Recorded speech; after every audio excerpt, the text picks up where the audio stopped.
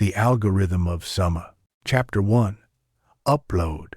The first time I realized a camera could turn a person into a story, I was 8, and my father pointed his phone at a mangrove tree that grew crooked out of the brackish canal behind our house. "Look," he said in a voice as careful as a spoon lowering into soup, "how it leans into light." He loved the way sunlight made ordinary things confess their shapes.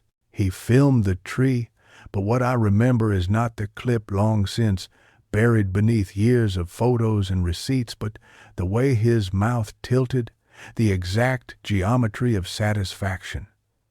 It wasn't about the tree, it was about catching something before it swam away. 9 years later, in the heat-thick summer that would become the last one before everything tilted, I stood on our rooftop with a second-hand DSLR pointed at the sky as if the sky might spill secrets, and told an audience of 312 subscribers, "Hey, it's Min again. Today, I'm building a kite that records the wind." A cicada trilled from somewhere near the water tank. I had taped a tiny action camera to the spine of the kite, its casing scratched from last week's attempt at a skateboard point of view that ended with my elbow looking like it lost a fight with gravel. The neighborhood sprawled around me in weather-battered colors, our laundry line sagging with a dozen sun-faded shirts, the corrugated roofs like scales on the backs of old fish, the canal dragging the sky past in ripples. Beyond the roofs, the sea. Beyond the sea, the idea of elsewhere. I tightened the knots, checked my list again. If you are a person who has never tried to make the wind hold your story, I recommend it exactly once. You will learn how light your life is. You will learn that everything reduces to string and pull. The camera's red light winked. "I got this idea from a page of Dad's old notebook," I said to the lens. He had sketches of a weather kite that could carry a thermometer and a prayer. He never built it, maybe because he had 3 jobs. I laughed then, a sound that never quite believed itself. Behind me, the apartment door clinked as it swung open and closed, metal on metal. "Min!" My sister Lynn squeezed her head through the doorway. She wore a blue T-shirt printed with a skeptical whale. Lynn's hair had been cropped short by a pair of scissors we pretended were professional. We had tried to film the haircut. The experiment had ended with a dramatic quick cut, when Mom started banging on the door with a wooden spoon like a drummer who just discovered anger. Mom says to come down. The tofu's burning, and she says, "If you want to be useful, you can watch it." "Tell her I'm watching the wind," I said. "You can watch both if you grow another head." Lynn stepped out onto the roof and squinted towards the sea like someone waiting for a volcano to give back a lost ring. "What's that? Another video with 10 views?" 20, I lied. And a comment from a user named Skay8RG. He said, "My transitions are sick." He meant sick as in needs medicine, Lynn said, but she smiled a little. "Do your thing, but Mom is doing that quiet, angry thing." I lowered the camera and allowed the world to be unfilmed. The kite strained in my hands, its paper belly flickering with sunlight. Our town had a way of shining when it couldn't afford to. I felt for the habit of guilt and found it like a coin worn smooth, then folded it into a pocket for later. 2 minutes, I told Lynn. "If I don't come down, tell Mom that the wind took me and I said it was glorious." Lynn rolled her eyes with the endurance of someone who had grown up in a house with a poet and a camera. "Bring your phone, and don't fly that into Mr. Ha's birdcage." Mr. Ha lived next door and collected small fury. Birds that screamed like rusty hinges, coffee cups stained dark, newspaper clippings with headlines that promised something would finally change. He disliked my videos in the way some men dislike late winter. "He's not home," I said, though I hadn't looked. More accurately, I decided it was true. I was good at deciding truths into existence, like how I had decided 312 subscribers could be called an audience if you said it with a smile. I stepped to the edge of the roof, where we had fixed a plank of wood as a launching step. The plank wobbled, a reminder of how many things in our house were held together by will and tape. I breathed in the hot salt of air, the diesel from motorbikes, the fried tofu turning black in a pan downstairs. Then I lifted the kite and ran. The string sang through my fingers. The kite climbed. The action camera made the whole contraption heavier than it wanted to be, and I whispered encouragements as if it were a dog learning an impractical trick. It wobbled, scraped a cloud, steadied. I stared up and imagined my point of view flipping. My own head a dot, my sister a short line, our house a forgotten keyboard key. The world looked easier from above. I knew that without seeing it. "Okay," I said into the lens, which I had perched on a stool to catch me in profile. I believed that angles told the truth I wanted. This is phase 1. If I get good footage, A voice cleared behind me. "You'll what? Sell it to National Geographic?" I turned, the string stinging my fingers. It was Mr. Ha, in a white undershirt with a cigarette that burned without moving. He had a face like a construction site. "Interesting, but you should keep your shoes on." "Good afternoon, Uncle," I said. We called people uncle who weren't, as if the honorific could conjure love. "I thought you were at the cafe." "My birds needed quiet," he said, pinching the cigarette. "And your kite is not quiet. It sings like a mosquito. Also, you tied it to the same post as my satellite dish, which means if the wind pulls, my TV gets a new channel. The channel of your foolishness." I glanced at the post.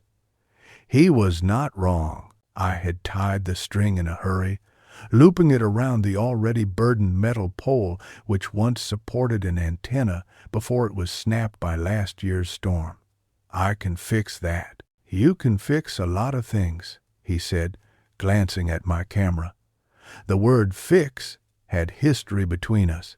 When Dad got sick, when the bills arrived like unwanted relatives, when the sea came closer, everyone said, "Fix," as if it were an object we could lift together, and it just happened to be my turn to bend my back. "I'll move it," I said, and I did, unlooping the string and bracing it around a water pipe instead.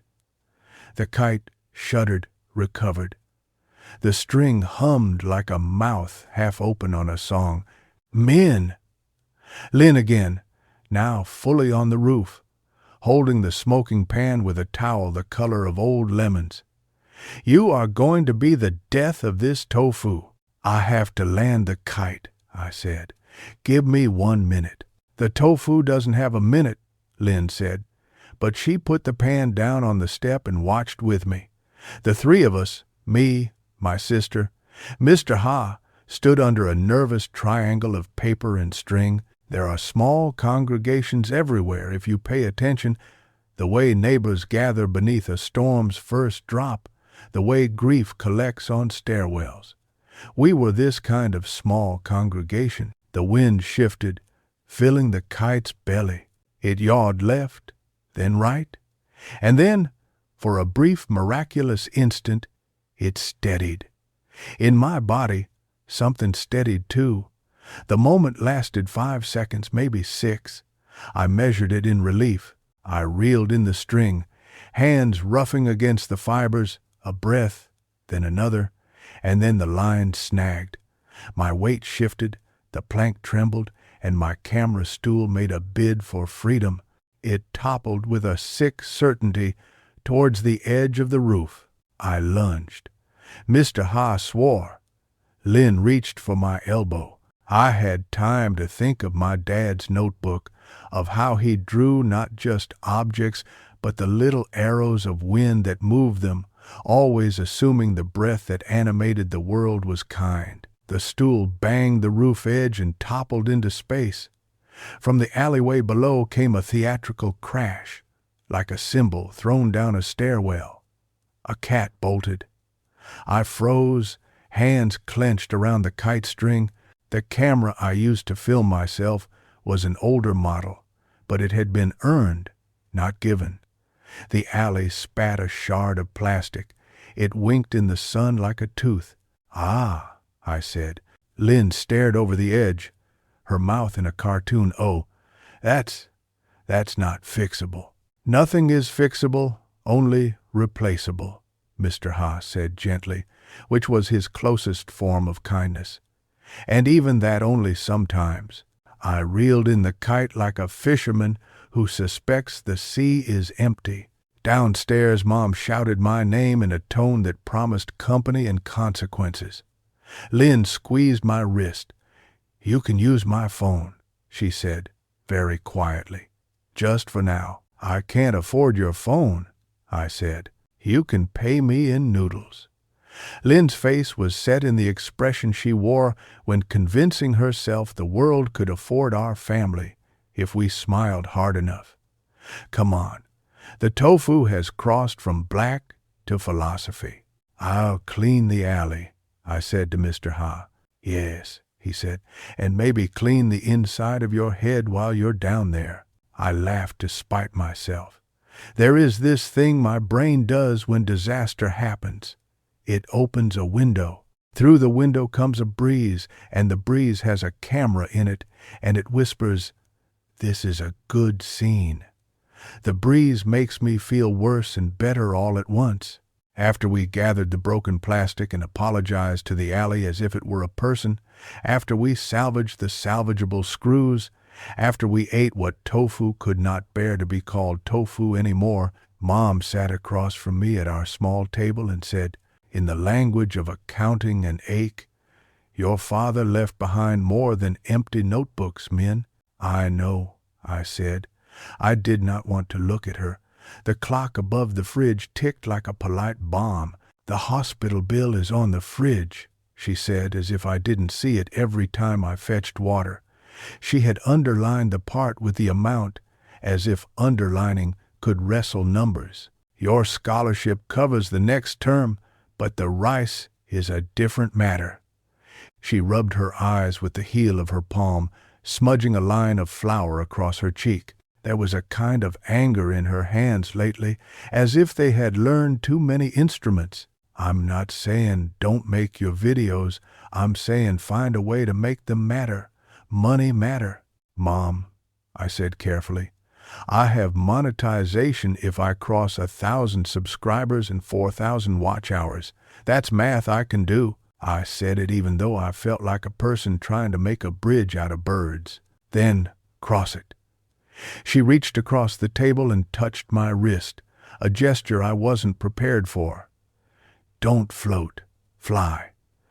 After lunch, I took Lynn's phone and filmed in the alley, in the market, in the small shop where the owner pretended not to notice I was recording the way his hands moved when slicing watermelon. I filmed the mangrove at the canal, though our tree was gone, now drowned by a storm 2 summers ago that had twisted everything on its way out. I filmed the back of Mr. Ha's head as he arranged his birds' cages. On the rooftop, I attached the kite's footage, a shaky sky, a nervous sea, to a soundtrack made from 2 free loops and a recording I captured of Mom grinding garlic. I made the wind sound like it was chewing something thoughtfully. I edited until my eyes felt sanded. At dusk, as the town's neon came to life like a second set of stars invented by people, I clicked upload. The video throbbed on the screen, progress bar, inching towards a promise. "The Wind is a School," I titled it, because I am the kind of person who names things like a poem and hopes the algorithm is secretly sentimental. While it uploaded, I went downstairs to where the world smelled like soap and rain. Our street flooded after any stubborn storm, but in dry weather it weathered well. Children and grandmothers and cats sharing the same lanes like different languages that learned to coexist. I needed to walk. I needed to hear something that wasn't me. Men! A voice. I turned. Chen, who had moved to our street 3 summers ago from the capital, stepped out of his family's shop. His hair was theater, a little too perfect, as if calibrated to say, "I think about my hair." What of it? Everyone thought he was handsome in the particular way people thought he might not know it, which made them want to tell him. "You are the bravest person I know," he said. Falling into step, he wore a black hoodie despite the heat, the way some boys wore regret. "What did I do now?" I asked. "I saw your kite. Even the birds clapped." He grinned sideways. He had dimples that came out only when he was being unkind to himself. "Let me guess, you destroyed something expensive?" "It was only our second-best camera," I said. "Everything is second best until it's gone," he said, and immediately looked like he wanted to snatch the words back. "Sorry. Too dramatic. I've been doing theater with my cousin for the summer. We say things like that while wearing long scarves." "I can't picture you wearing a scarf."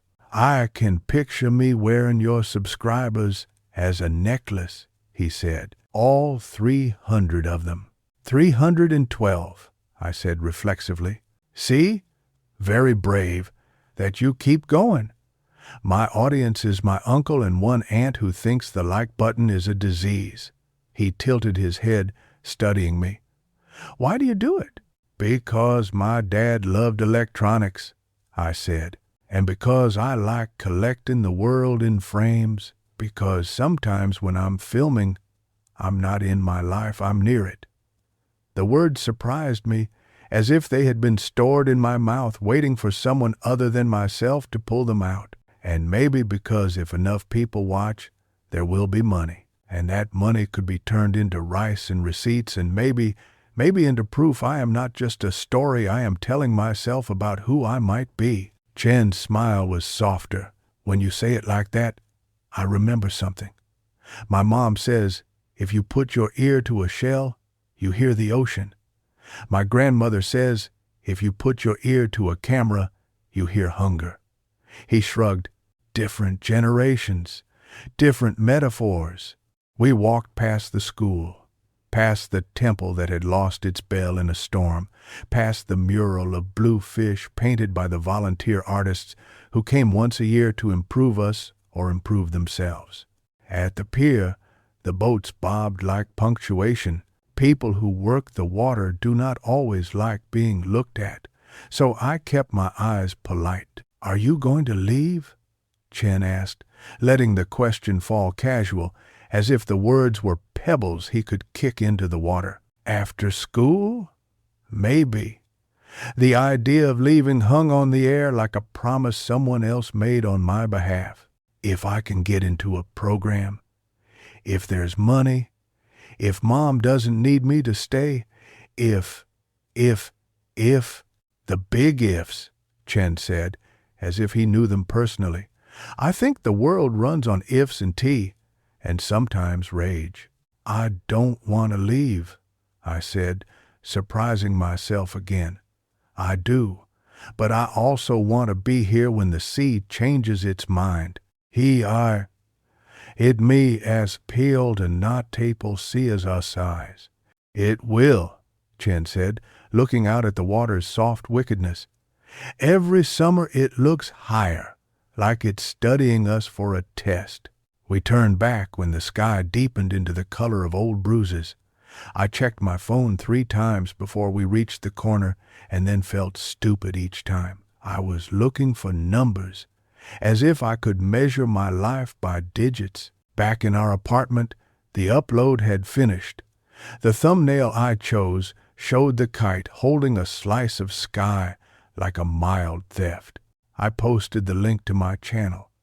I tried to teach the wind to remember my dad. The comment field waited like a phone ringing. Views won me. Views. 'Twas probably me again when I reloaded. I left the laptop open and started washing dishes to occupy the part of my brain that had learned to gnaw its own tail. "Don't do that," Mom said, stepping into the kitchen, lifting the sponge from my hand. "If you scratch them, they complain." She meant the plates, but she could have meant me. For a moment, she leaned against me. An accidental shoulder. "Your father would be proud of your, what is it called, channel?" "For what?" "Breaking the camera?" "For trying to hold the wind." She picked up a plate, set it down as if returning a baby to its cradle. He loved that word. Hold. He was always holding things that could not be held. Smoke, light, songs. She smiled, and the smile had 2007 inches it, a year that was all promise and no paperwork. Upload your heart, men. But also maybe upload videos people want to watch. "Thanks," I said, not sure whether to laugh. "Do people want to watch kites?" "They want to watch themselves feel something," she said. "That's not the same as watching you." In my room, I sat on the floor with Lynn and Chen perched on the bed, and we stared at the screen as if by staring we could coax numbers out of the invisible. My laptop's fan made the sound of a small breath trying to become a wind. 8 views, Lynn said, voice low like a librarian counting prayers. 9, 10, probably the same person, I said. "Don't dismiss your small miracles," Chen said. Then, "Look," a comment. "This is beautiful. My dad taught me to fly kites too. The sound of the string god. Thank you, at Skyfixer." Lynn squeezed my shoulder. "You made someone feel something." A second comment appeared as if conjured. "This is slow and boring and you talk too much. Where's the tutorial at Gear 4 Brains?" I felt both comments land in my chest, like birds of equal size. "Hello, audience," I whispered. "Both true," Chen said. "That's the secret. Everything people say is true and not true until it becomes irrelevant." "Wow, thank you, philosophy boy," Lynn said, but she was smiling. We refreshed again. The number ticked up to 21. Another comment, "I think your dad would be proud." Another, "I clicked because the title looked like a joke. Stayed because I cried." I did not cry. I sat very still while something that wasn't sadness moved through me, like heat that had been held at a distance and decided to go where it belonged. I thought of Dad's notebook, of the weather kite he'd sketched and never built. I reached under my bed and pulled out the box where I kept the notebook, along with spare memory cards and the kind of pens that felt like they wanted to be used for love letters but ended up writing lists. The notebook still smelled faintly like the shop where Dad worked, metal and oil, a perfume of repairs. On the last page, which I had not looked at in months because it made my throat tighten, he had written, "To hold the wind, you tether it to a story." The words were not a surprise, and they were. I knew them. I had been living them while pretending not to. I thought of Mom saying, "Make it matter." I thought of the bills on the fridge and the way Summer made everything too bright to ignore. I thought of how the sea was learning our names. "I'm going to make a new series," I said. "Not just tinkering and gear, stories and things, objects that remember, the fan that sounds like the sea, the raincoat that smells like the first day of school, the boat with teeth marks in its oar, the kite." Chen whistled. "The algorithm of summer," he said. "That should be your series title, because you are trying to teach people to click and cry in under 10 minutes. "I'll click and cry," Lynn said loyally, "but only if you include my whale shirt." "Deal," I said, tapping the notebook. And I'll do a live stream on Saturday. Tell people what I'm trying to do. Ask for stories. Make it a thing. Do you have the energy? Chen asked, looking at me like the question mattered in a way that had nothing to do with YouTube. No, I said honestly. But I have momentum, and I have rice to buy, and denari's a nod. We stayed there for a while, the three of us congregating again over a small, glowing window. The new comments came in a trickle. My mom used to hum while she hung laundry. I built a kite with newspaper and bad tape once. It caught the moon. Your neighborhood looks like mine. I miss a person who is just a silhouette now. The video climbed to 40, to 50, to something that felt like a small town arriving at my door. And then, as if the universe needed a gimmick to keep me from sleeping, a new notification.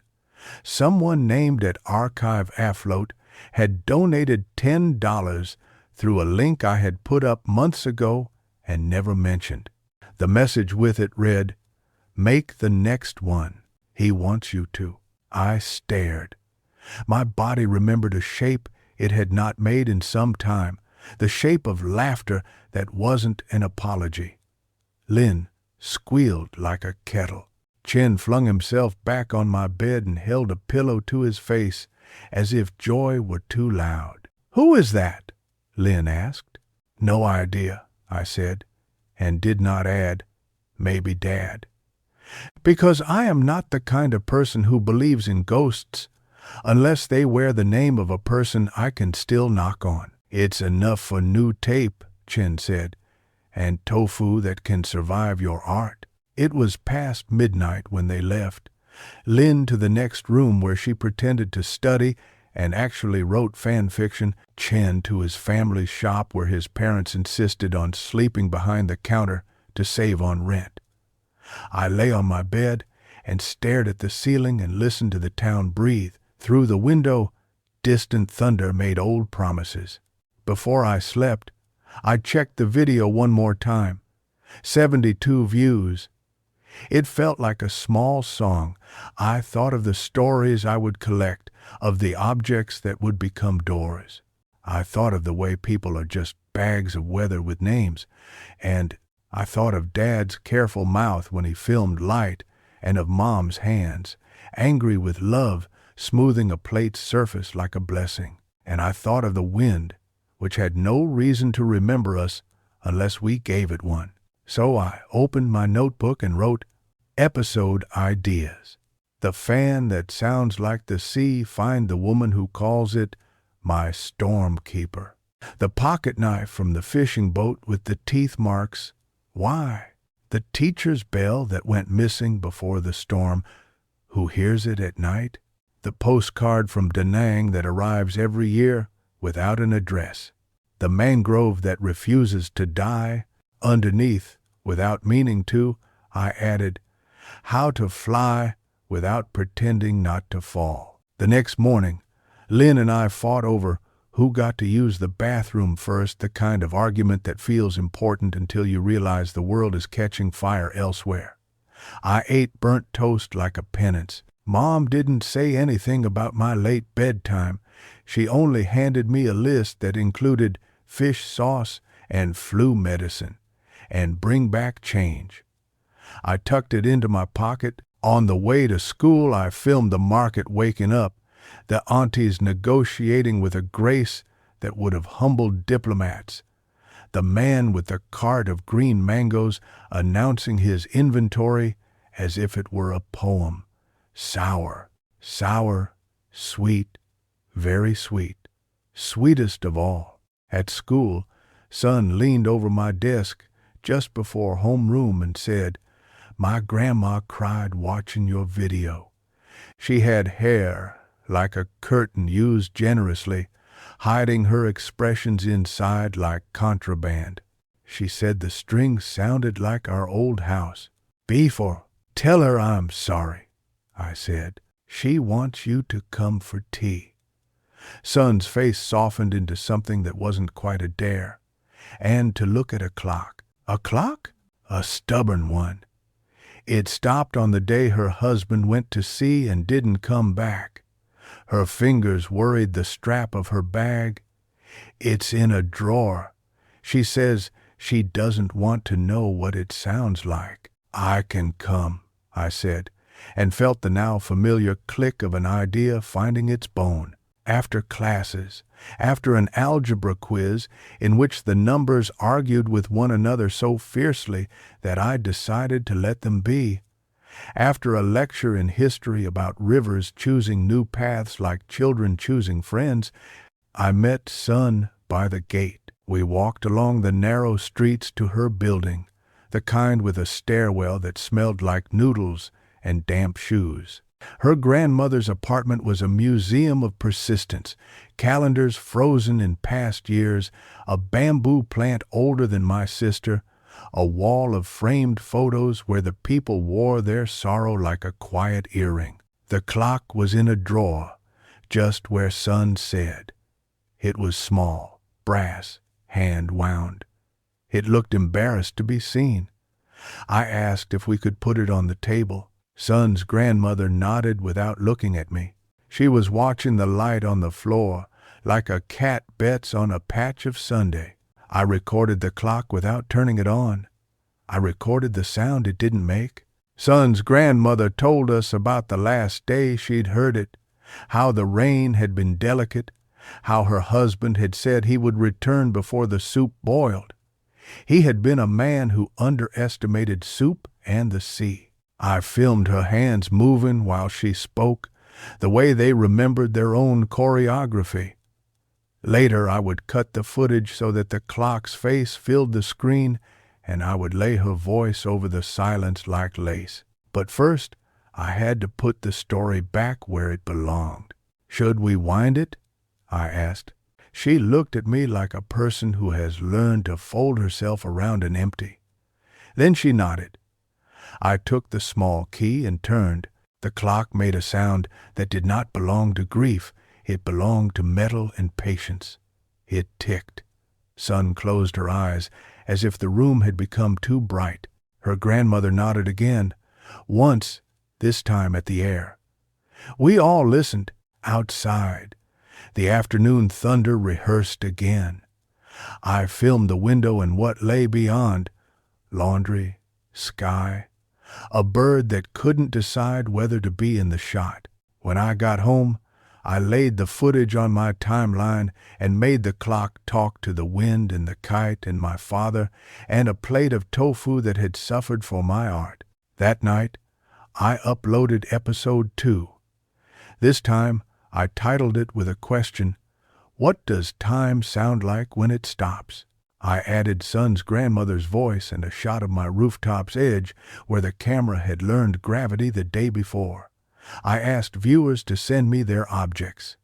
I pressed publish, and hours later, just before my eyes closed and the town's fans turned the night into one long inhale, a new comment slid into being.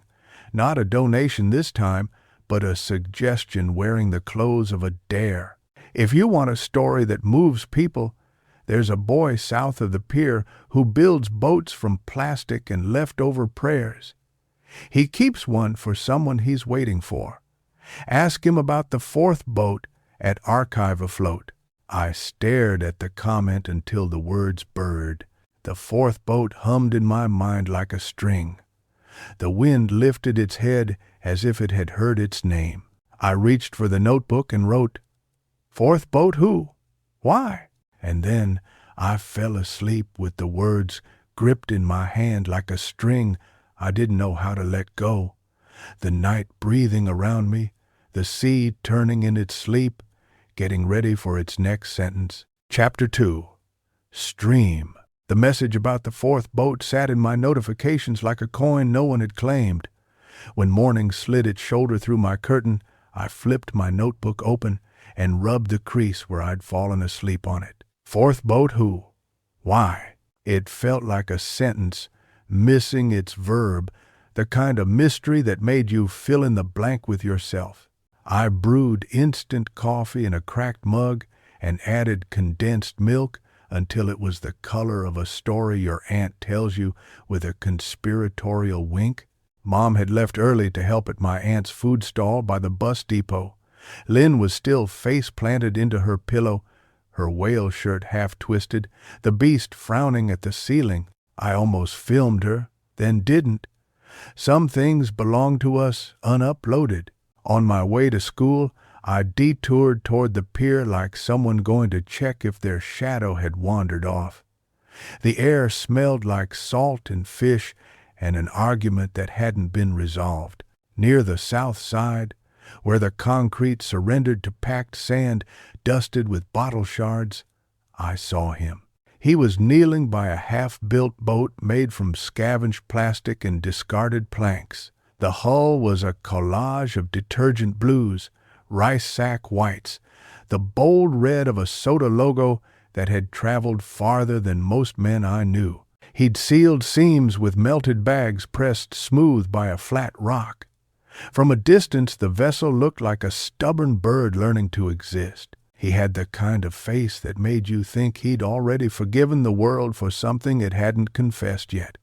Dark hair cut with a kitchen knife, forearms nicked with the careless handwriting of work. He hummed under his breath, a song older than we were. No one else was near him. The sea fingered the shore like it didn't want to be caught. "Hi," I said. He looked up. His eyes were almost black, but not quite. There was a warmth in them like tea left out by someone who anticipated you might be late. "You're the kite girl," he said. Not quite a question. "Guilty." I lifted Lynn's phone as if it were proof of identity. "And you're the boat boy." He laughed. "I don't think that's my name, but yes." He gestured at the boat. "I'm Thon. I'm Min." I crouched, careful of a slick patch of green.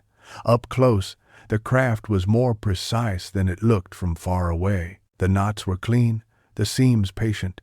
"This is beautiful." "It's stubborn," he said. "Like me." He slid a plank into place, then leaned back on his heels. "Why does anyone build boats in a town where the sea comes to you?" "To leave," I said. "To remember," he said, mouth tilted. "And sometimes to come home without asking permission." I glanced at the water. It wore sunlight like a quick grin, the kind that made you briefly forget what it could do. I thought of at Archive Afloat and the way their name tasted like a warning. "Someone told me to ask you about a fourth boat." He looked amused and almost annoyed.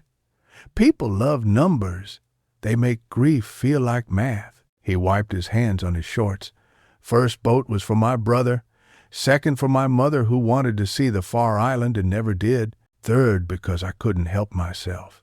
He frowned, looking beyond me to where the day queued up with errands. "Fourth is selfish." "Selfish how?" He shrugged. "You could film it, and then I wouldn't have to tell you."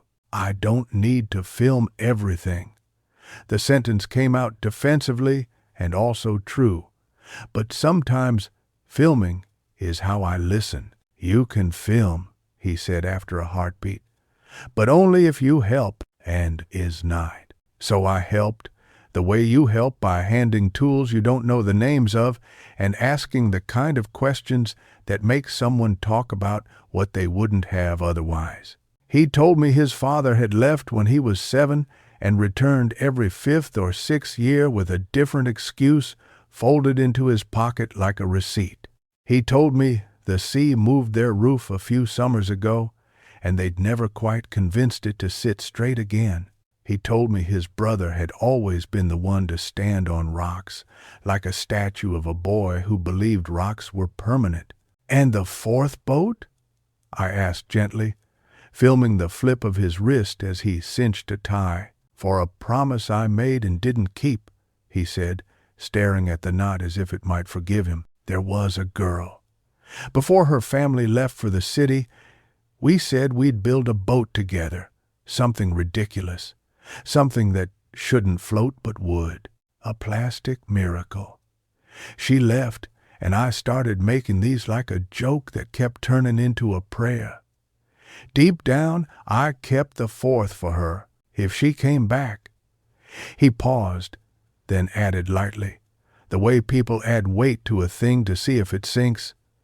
People don't come back. Sometimes they come back wrong, I said, thinking of my father's notebook and how words can return without the mouth that wrote them. He looked at me then like he had understood a piece of my grammar.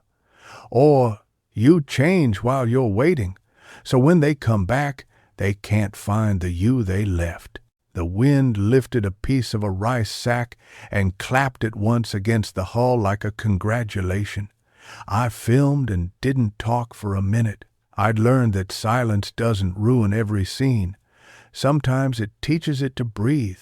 We worked in a choreography that didn't require practice.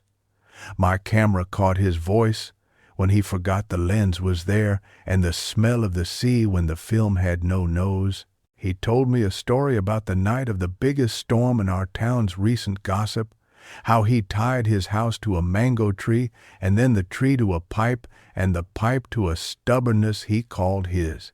How his mother laughed in the eye like someone who'd been waiting to be seen. How the morning after everything felt new and tired at the same time. You didn't answer the selfish part, I said when we paused for water. He handed me a bottle with someone else's name printed on it. He grinned. The selfish part is that the fourth boat is for me.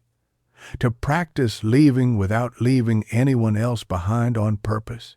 Maybe I'll take it to the far end of the sandbar, sit like a lighthouse, pretend I am visible. You're visible, I said before I could edit it. To you, today, he said. The algorithm of the town is not guaranteed. The algorithm of anything is not guaranteed, I said. And we both smiled, like people who recognize the shared ridiculousness of making promises to strangers. I was late to school, and when my homeroom teacher raised an eyebrow, I mimed a stomach ache. It wasn't a total lie. My stomach had ached while I held stories I wasn't sure how to carry. The clock ticked. I swore it ticked differently since Son's grandmother's apartment. After classes, I found Chen by the vending machine that never gave what you paid for but occasionally gave you more when it felt generous. "Boat boy," he said, even before I opened my mouth. "You are a witch," I said. "What did you hear?" "Only that you missed the part where Miss Howe drew a map of colonial foolishness and then erased it like she could unmake history. He popped the top on a can of something fluorescent. Also, Son told me she saw you walking south." "I filmed him," I said. "Dan." "Than?" Chen rolled the name around like candy. "Handsome?" "Stop." My face betrayed me. I felt the heat climb my neck. "He's good at making the sea answer. That's a dangerous skill." He dropped his voice in imitation of an announcer. "Today on Men's Channel, boy builds boat to renegotiate contract with ocean." "Don't make fun," I said, a little defensive, then gentler. "Or do, you know I need it, to not take myself too seriously." "I'm not making fun of him," Chen said, a curl of sincerity lifting through his usual sarcasm. "I'm making fun of you. It's my job." He was my friend, the kind you could rest your chin on without bruising. We walked toward home slowly, making a detour past the bakery so we could stand outside and inhale for free. "I want to live stream on Saturday," I said. "Tell people about the series officially. I want to ask for objects, for stories." For I stopped before the sentence turned into begging. "Do you think anyone will show up?" "Your comments did," he said. "People hang around where they feel seen. You make them feel like their garbage is a museum." He said it like praise. "Also, you should do something dramatic during the stream, a stunt. People watch stunts." "Like what?" "Juggle knives while reciting my father's debts." like a both-hand fast cut. Or no. He stopped in the middle of the sidewalk, ignoring a motorbike's incredulous honk. Like you fixed something live. Not completely. But you try. People love trying. You would love trying, I said. But my brain had already started building a box that said live stream ideas, show raw footage, layer sound, invite caller, take questions, fix broken fan, wind a stubborn clock, visit the pier, ping Than? Okay, I admitted. Maybe. We reached our building and found Lynn on the roof, sprawled like a comma, the kite skeleton beside her, and the action cam's cracked casing in a small pyramid of sorrow. She sat up when she heard us. I thought of a title, she said without preamble, for the episode with the boats, how to build something that shouldn't float. You're a genius, I said. We should pay you in something other than noodles. Place. Pay me in not making me be in your live stream, she said. I already live with you. I can't handle a comment section. Speaking of the comment section, Chen said, tilting my laptop toward us once we'd spread a cloth to sit. Archive again. He pointed at a new notification. At Archive Afloat had left a longer message on my second episode. I read it out loud. You're collecting the sounds time makes when people aren't looking. If you want more, go to the dock after sunset on Friday. Ask for the night fisherman. Bring tea. Who is this person? Lynn whispered, as if we were discussing a ghost who had opinions on beverages. A librarian for the sea, Chen said, then added in his normal voice, creepy or cool? Both, I said, which is how you know it's worth doing. Mom came up to the roof then, carrying a bowl of guava and a list of errands pressed to the back of her hand by humidity. She set the fruit down between us and raised an eyebrow at our huddle. Planning a heist?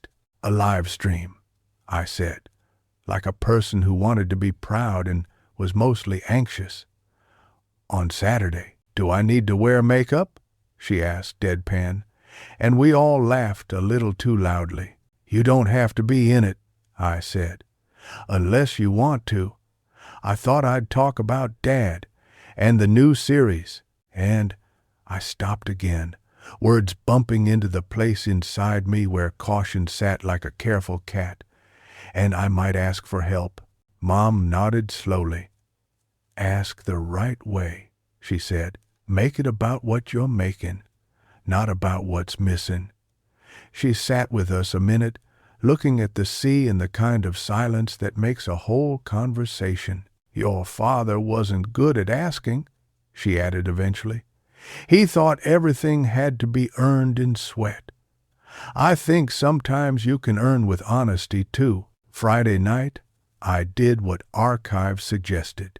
Chen said he had to rehearse pretending to listen with his cousin for their theater thing, so Lynn came with me instead, her whale shirt replaced by a black hoodie that made her look like a young monk. We brought a thermos of tea that smelled like someone had brewed dusk. The dock had two lives, day and night. By day it was market, chatter, negotiation. By night it was a hum. Men with strong backs and tired jokes, loaded nets. The boats held their breath. Shadows moved human, rope, possibility. A boy my age with a face like a closed door glanced at the thermos and jerked his chin. Follow. We did. He led us down a narrow path between stacked crates, past a dog that lifted one eyelid to acknowledge our audacity, to where 5 fishermen sat playing cards on an upturned crate that had once brought something sweeter than fish. Litchis, it said, in faded letters. They were drinking tea from small cups like intimate bowls. Their faces were all different drafts of serious. Tea? I said, trying not to sound like someone auditioning for friendliness. I brought enough for 6, maybe 7. I counted again, dumb at math when people were the variables. One of the men laughed, but not unkindly. He had hair that had surrendered to salt and a scar that made his left eyebrow look permanently curious. "Sit," he said. "Tell us your price." "No price," I said. "Just questions. And a camera." He squinted at the phone. "A camera smaller than a shrimp." He held out a hand. I handed him one of the cups. He sniffed, nodded, poured. Then he took a sip and let out the kind of sigh you make when something tastes like a story you thought you'd forgotten. "Ask then." But no faces. My wife thinks I work somewhere clean. We laughed together, which was a down payment on trust. I set the phone on a crate and angled it toward hands and nets and the glint of cards bending. "What does the sea keep that we forget?" I asked. "The names," said a man with a missing tooth and a gentleness that made me think of novice monks and line cooks, of streets under water, of men who lied, of fish who learned our language and then taught it to their children. "Where does it go when it's angry?" Lynn asked. "Around," the scarred man said, "like a person in a small room." "What's your earliest sound of water?" I asked the youngest, the boy who had led us there. His hands were still boy hands, not yet hammered into certainty by rope. He touched his ear like we'd called it a miracle. My mother slapping her laundry, the basin echoing. He smiled without showing teeth. "And rain on a tin roof," which is a song you only hear when you are sure you are safe. We talked like that for an hour. Time braided by tea and the ring of ropes against wood. They told me about currents that moved like rumor, about nights when phosphorescence lit their nets with tiny remembrances, about a long-ago woman who walked into the water with a tin bell and came out with a fish as long as a child. None of it was exactly true. All of it was. I asked if I could use the audio. They shrugged like men who didn't believe the shape of their mouths mattered to the world. When we stood to leave, the scarred man raised a finger. "Tell your camera to remember that the sea is not a villain," he said. "A villain decides the sea only is." We walked home with the thermos light in my bag and the night pressing kisses into the backs of our knees. On the roof, while the town did its bedtime electric lullaby, I laid the audio into a file with the clock's quiet tick and the kite's hummed string. I labeled the project Draft Stream. When I closed the laptop, the air felt different, as if I'd rearranged the room by moving a thought. Saturday arrived like a person knocking on the door with bread and a question. I cleaned the corner of our living room that would serve as the set. A plain wall with a string of paper fish Lynn had cut for a school festival and refused to throw away. A plant that had survived 2 monsoons and my neglect. The one photo of Dad where he wasn't behind the camera, arms crossed, mouth about to tell a joke he'd already told. I set up Lynn's phone on a stack of cookbooks. I wrote out a list. I pretended my hands were not little birds. Chen showed up with a ring light I forgot he had, and the kind of fidget energy that could power a small coastal village. "You need a hook," he said.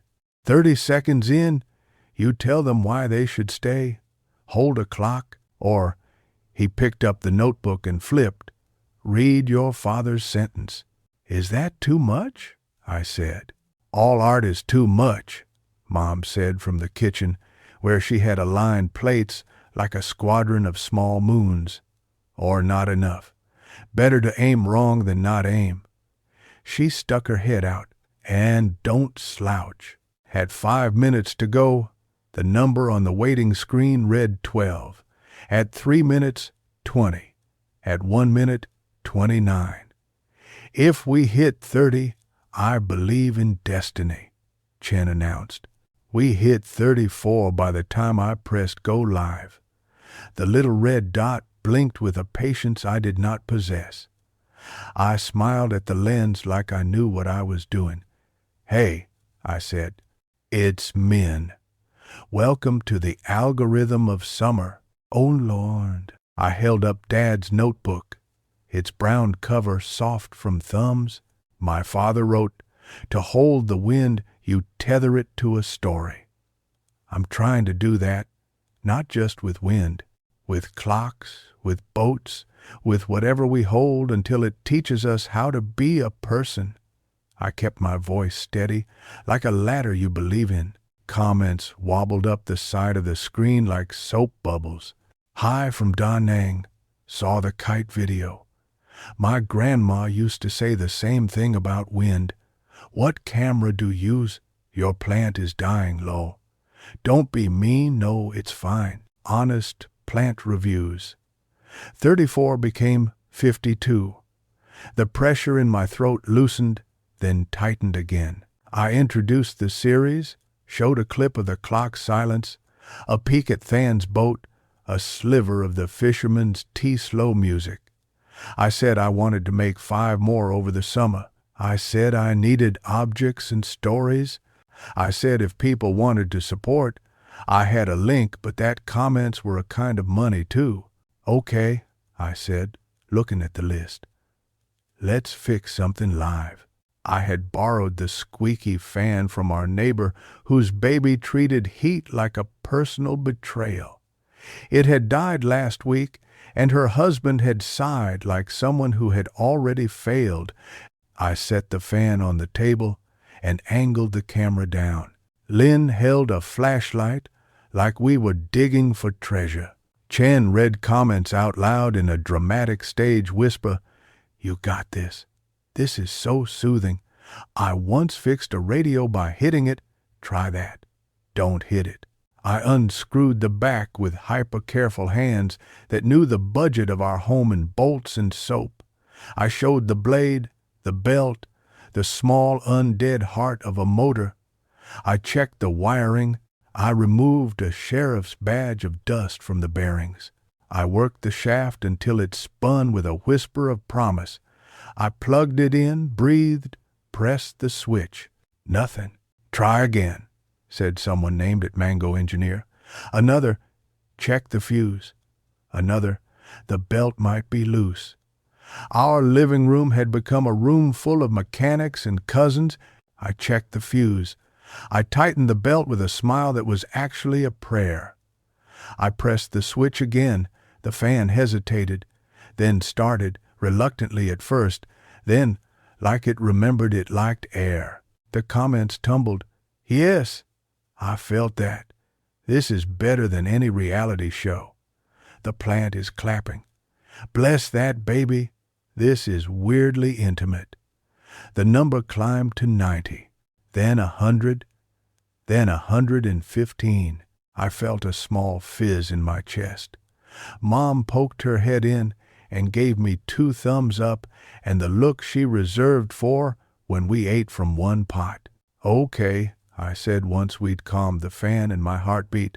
Q&A? I answered questions about my editing software, my oldest memory of salt, what it's like to live above a canal, like sharing a bed with a dragon who snores, whether I wanted to leave town, yes and no and yes. And then there was this. Are you not scared of putting your family on the internet? At Gear 4 Brains again, the person who wanted tutorials and not feelings. I am scared, I said, which is why I am careful. I looked at Dad's photo and at Lynn, who was making a face at the chat that would have gone viral if anyone had clipped it, but also, this is ours. The fear and the room. So the trick is not to let the algorithm decide what's valuable. You decide. We decide. There. A new comment slid in, one that made me forget to breathe. At Archive Afloat tipped $20 with a message, for the fan and for your father's sentence. Next, ask Than about the words carved under the 4th boat's seat. Who is this person? Chen muttered in a tone that was one part awe and one part protection. Do they live in your wallet? Thank you, I said to the camera. whoever you are. We wrapped after 45 minutes, a length of time that felt both absurd and insufficient. I reminded people to send me their objects. I promised the next episode would drop in a week. I thanked them for letting me open a clock's throat and pull out its voice. I ended the stream and immediately sat, the kind of sit that uses knees as exclamation marks. The room erupted, Lynn whooping, Chen clapping, Mom appearing with cut mango as if we'd won a small sports thing. 137 concurrent, Chen said, peering at the analytics page like a sommelier analyzing a fancy grape. Peak at 142. 200 total viewers. Comments. Wholesome chaos. I put my forehead on the table and let my body do a laugh that sounded like it had been waiting for a decade. "We did it!" I said to the wood. "We are doing it," Mom corrected, her hand going once, twice, over the back of my head like smoothing a bed. Present tense is important, and retate hams. That night, lying under a fan that had been promoted from squeak to whisper, I watched the replay of the live stream because I am the kind of person who checks if their own smile looks like a stranger's. It did, and it didn't. I paused on the part where the fan started, that small shift from not to yes, and wondered whether the difference between us and machines was that we pretend we don't require someone else to give us a push. I looked at Dad's notebook again. Under his sentence I wrote, "Maybe the wind is not a thing to be held, but a thing to be held by." In the morning, I took Rice to our neighbor with the baby. The fan purred like someone had told it a secret it agreed with. The baby attempted a smile and managed a sneeze instead. "The internet fixed it," I told the mother, and she said, "Good," as if the internet were an ant we could borrow and return. I headed to the pier with a bag of donuts from a stall that specialized in sugar and specific gossip. Thon was already there, sanding the fourth boat seat with a concentration that made me want to whisper. The water made small applause. "You're a celebrity," he said without looking up. "My cousin said you fixed a fan with prayer." "Prayer and a screwdriver," I said, "and maybe everyone in the comments being a mechanic." He nodded at my phone. "You filming?" "Yes," I said, "and set it up. Archive told me to ask you about the words carved under the seat." He stopped sanding. He considered my face like it was a map with too many legends. What if I said no? "Then I would ask again later," I said. "Like rain." He laughed. A small surrender.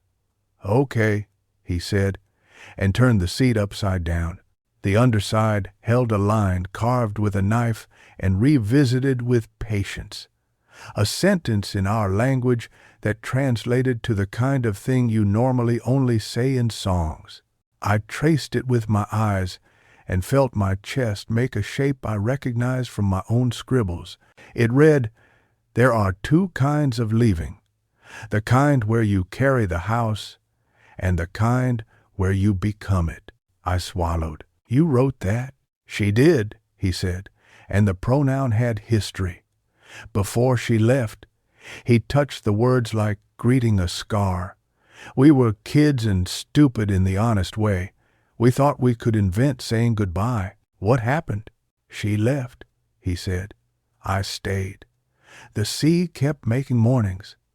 He propped the seat on his knees and looked out over the water. "I think the fourth boat is for choosing, to become a house or to carry one." I filmed his hands, the carved letters, the way the boat shivered when a small wake reached the shore.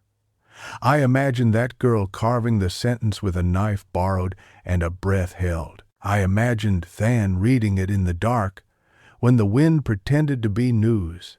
We worked until noon. I recorded his laughter when the boat finally took its shape, more animal than object. I recorded the first test launch in the shallows, which was a polite disaster. We pulled it back, adjusted, tried again. "You know what?" he said. The trick to building anything is to assume it will betray you and love it anyway. That's grim, I said. That's the country we live in, he said. Not unkind. Not the nation. The country called making things. End fight. When we finally sat with our feet in the water in the fourth boat bumping our calves like an eager dog, he asked, "What did your father do before the knot?"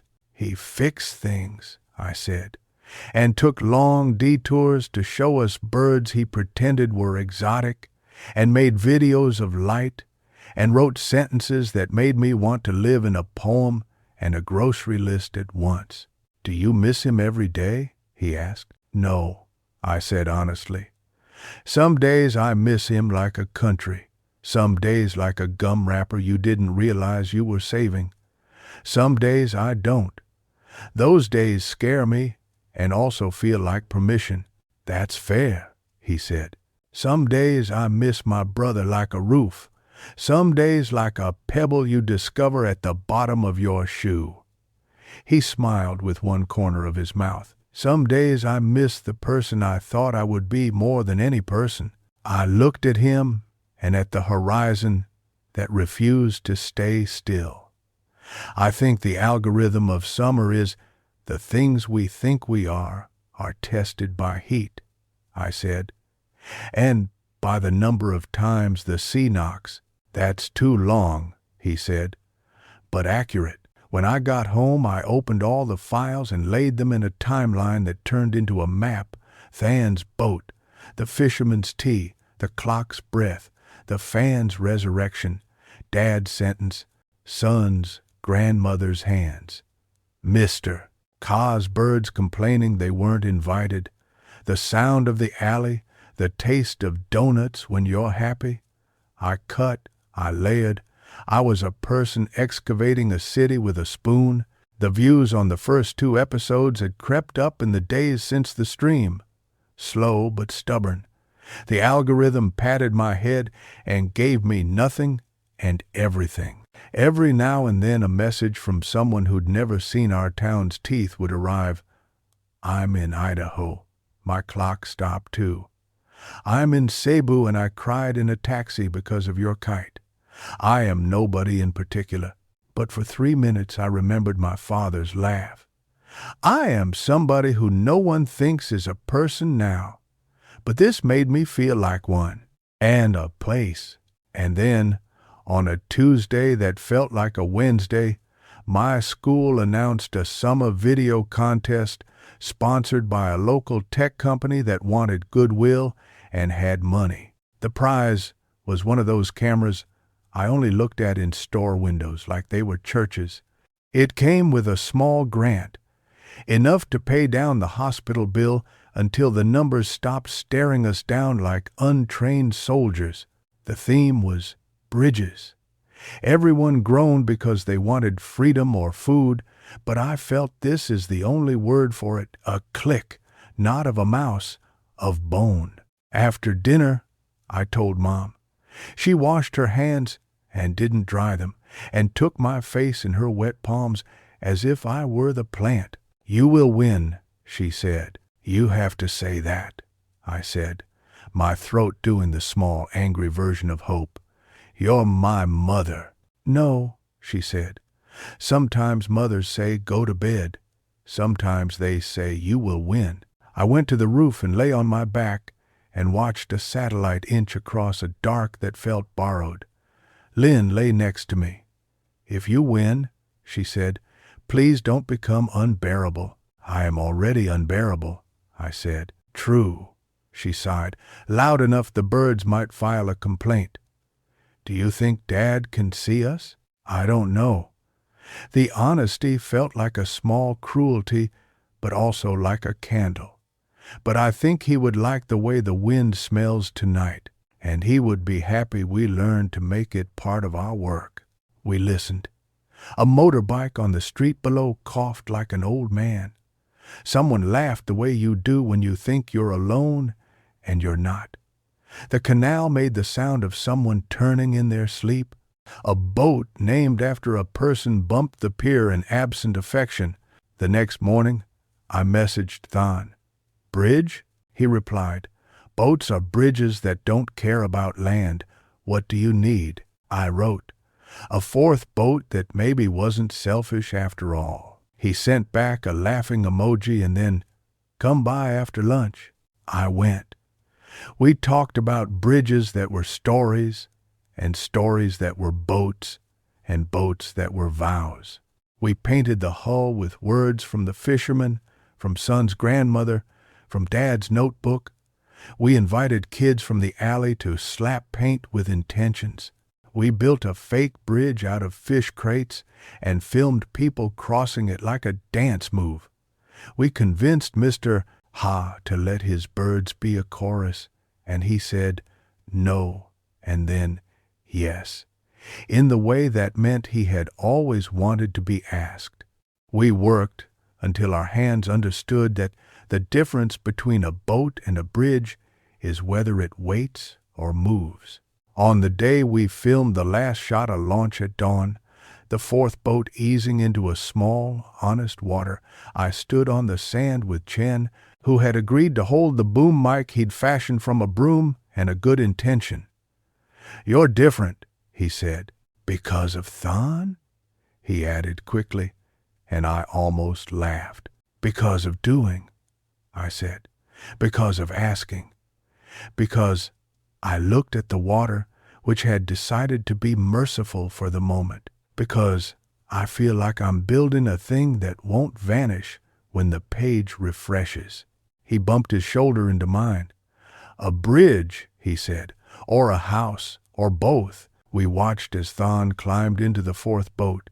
His face, not solemn but steady. I filmed the curve of his back, the way his hand felt for the sentence carved underneath as if touching it turned it into a compass. He pushed off, and for a second the boat resisted, then remembered float. The sea held him like an ant who says she will let you decide but is ready to catch you. He paddled past the last post, turned, raised a hand. I didn't zoom in. Some distances deserve to be kept honest. Behind me, our town started its morning song. Peddlers naming fruit, scooters practicing their impatient lullaby, someone calling a baby the name of a moon. I thought about where this chapter would end, about the cut that would bring us to wherever the story demanded to go next. I thought of Dad's sentence, of the fisherman's tea, of Son's grandmother's clock, of the fan that learned yes, of the carved line about houses and leaving, of Lynn's wail, watching us all with the suspicion of someone who had lived long enough to learn humor is survival. When Thon beached the boat again, he lay back in it like a bed. It works, he said, breathless. It does, I said, and did not add yet, because sometimes the sentence deserves to stand. I helped him drag it up and out of the water, past the mark where high tide would tell us its news. He pointed to the camera, to me. Bridge, he said. Bridge, I echoed, and already my head was building the edit, the cut from the clock to the sea, the overlay of breath on paddle, the string hum when he turns, the fisherman's voice saying the sea is not a villain, the fan beginning to, the carving underneath, the words. That night I named the file Chapter 2 Stream Final. A lie because nothing we make feels final until it is gone. But the title liked the way it sounded, and the calendar said I had to sleep, and my eyes had turned the shape of small screens. Before the screen went black, I wrote on the notebook's next page.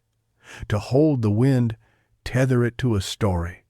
To cross the water, tether it to a person. Then I added a third line, one that didn't yet know what it wanted. To become something that doesn't need a tether at all. Chapter 3, Bridge. By Tuesday afternoon, the contest poster was taped to every flat surface in school, each copy rippling in the hallway drafts like it wanted to swim away, the tech company's logo, an abstract dolphin, that looked suspiciously like a rotating USB stick beamed down on us from fluorescent-lit corkboards. Bridges, it said in sans serif, as if the word alone could keep anything from falling. I stared at one of the posters until Chen snapped his fingers in front of my face. "You're doing the thing," he said. "What thing?" Me.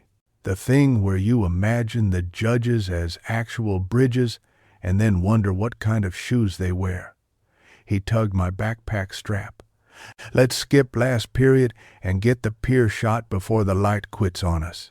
"You already skipped last period," Sun said, sliding up beside us like a whisper with elbows. "Miss Howe told me to tell you that history is people and not optional." "I am people," Chen said solemnly. "Therefore not optional. Come help?" Sun looked at me. She had that face she wore when she wanted to be convinced against her better judgment. "We're going to the pier now? The tide is right," I said. "Thon can launch the fourth boat if we get there by 3. Also, the fisherman with the curious eyebrow promised to shout something profound if I brought the camera." Sun sighed the sigh of someone who has already decided yes. 10 minutes, she said. "Then you owe me notes on the treaty of somewhere. We ran the way you run when you're not late yet, but your body assumes you are." Chen did sound effects.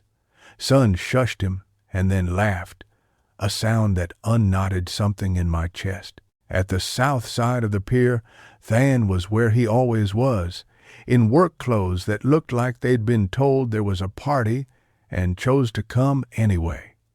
The fourth boat rested upside down like a sleeping beetle. Someone had stuck a wildflower in a crack in the hull, a small softness claiming an edge. "You brought an entourage," he said, wiping his hands on a rag so clean it almost didn't belong to him. "They're union," I said. "Benefits include free sugar and the illusion of immortality." Sun raised a hand. "I'm not in the union. I just hold things steady." "Same thing," Chen said. But his eyes were on the water, calculating light angles like he'd been born with frame lines in his eyelashes. We set up fast. Phone on tripod, boom divided by broom angled to avoid the wind. Sun volunteering to be focused if the camera needed something to love while it tested its attention. "What do you want me to say?" Thon asked, hand on the inverted hull. "Don't say anything yet," I said. "Just let it wake up. We'll listen to the boat and the water argue." He grinned. "You're getting good at telling people to do nothing." "Director's gift," Chen said. The first push into the shallows was pure, slick comedy. Ton's foot went out from under him. The boat insisted it was a surfboard. The surf reminded us who paid rent. Sun bit her lip to keep from laughing out loud.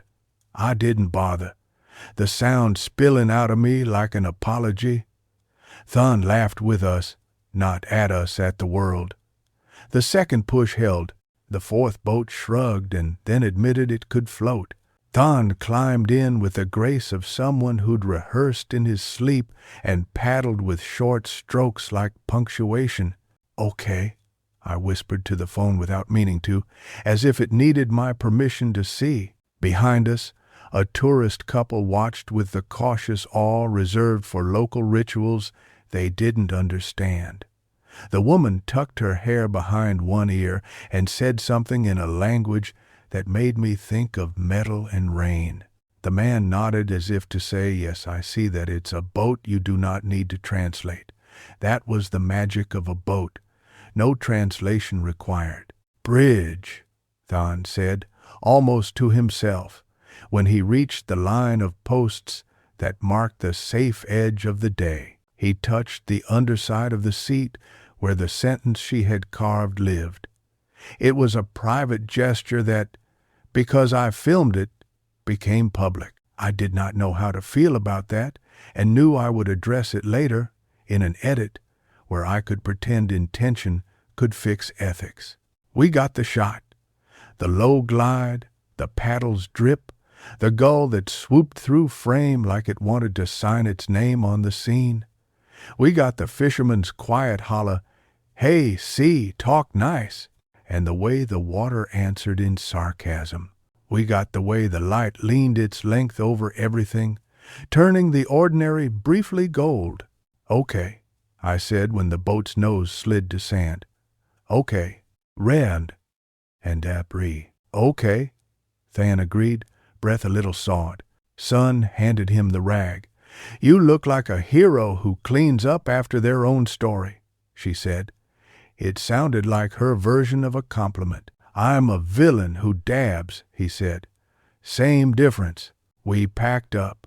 A boy with a bowl haircut appeared from nowhere and asked if he could touch the boat. "Only if you promise not to tell your mother you learned about buoyancy from strangers," Than said. The boy nodded solemnly and patted the hull like we pat dogs, with hope. As we turned back toward the main road, my phone buzzed with a message from an unknown number that wasn't entirely unknown anymore. Archive. "The bridge is not just the boat, you know." I looked up, half expecting to see someone with a sign that said, "I'm your plot twist." No sign, just a woman selling chili-spiked pineapple and a pack of teens playing chicken with a scooter. I typed, "Who are you?" Archive. "A librarian who lost their library." Me? "Is that why you keep cataloging mine?" Archive. "You're building one. I'm just making sure you don't shelve grief under fiction. If you're a ghost, I'm going to be mad. That would be too easy." Archive. "I am not a ghost. I prefer fairies to hauntings." They sent a location pin for a pier I'd never seen. It blinked on the screen like a small lighthouse. "Friday, 7 p.m. Bring the clock," the message added.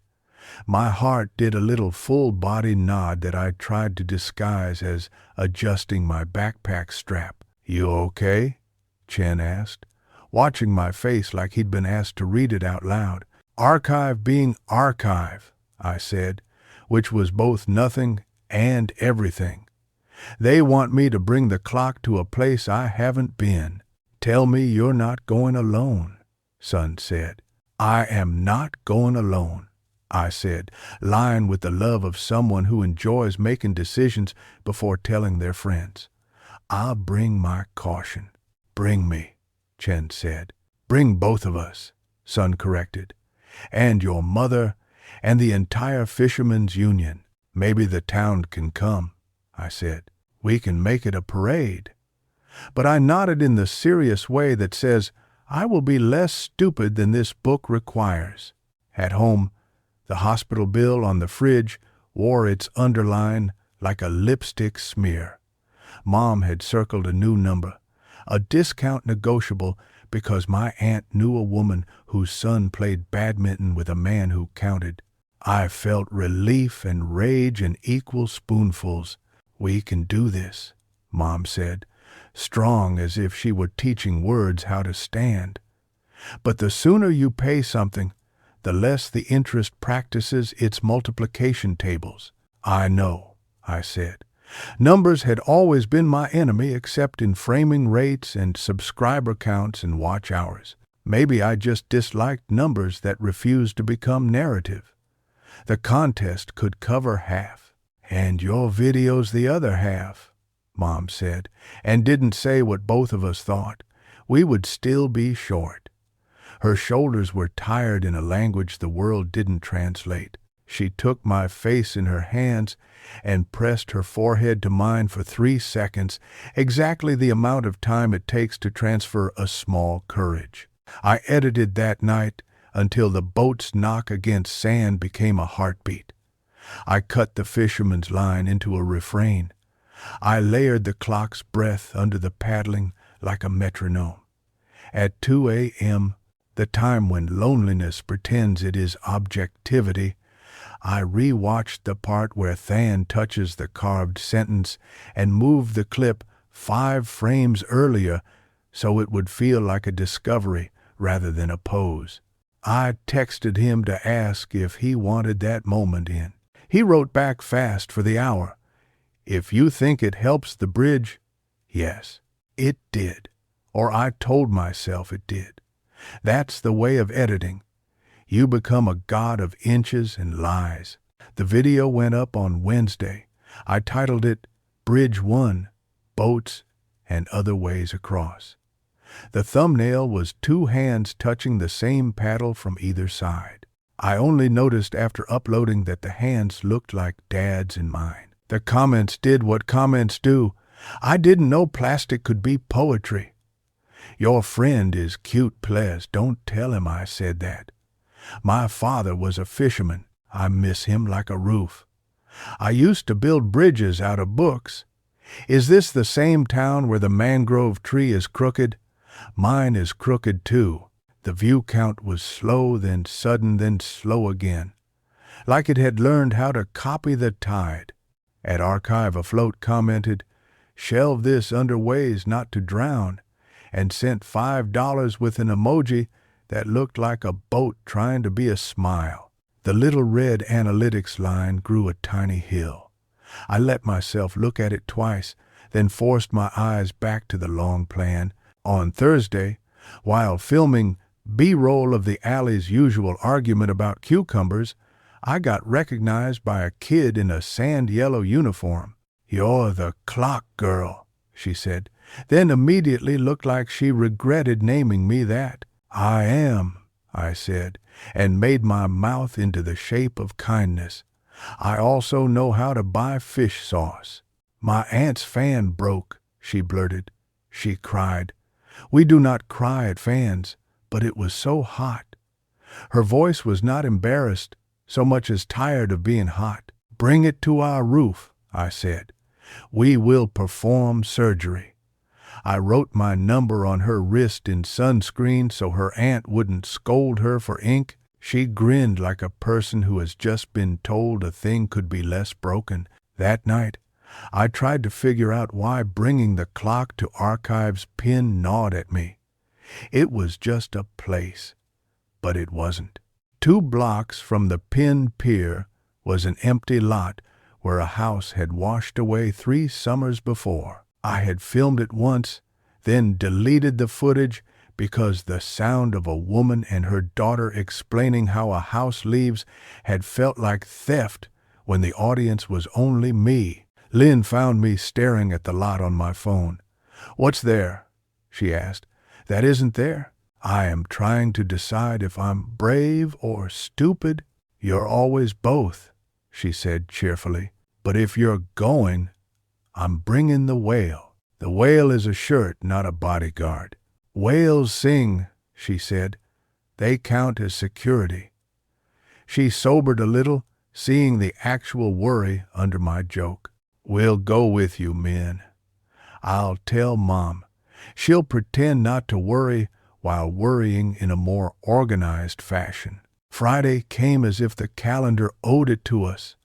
I tucked the clock into a padded bag and asked Son to carry it because I did not trust myself to be gentle. Chen had his phone on record and kept pretending to check his hair in the camera while actually scanning for signs that we were walking into something that would require fighting. Mom came to, her mouth in the line she uses for paying bills, which is to say pretending not to mind and succeeding at it for almost an hour. Lynn wore the whale shirt and a frown. The Pin Pier was smaller than ours and older. The boards creaked like old men when you step on their toes. 2 boats were tied up, neither with an engine. A woman mended a net with a needle as long as her hand. She glanced at us and back at her knots.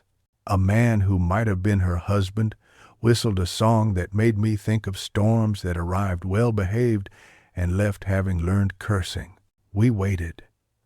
I do not wait well. Every minute my mind invented a new archive.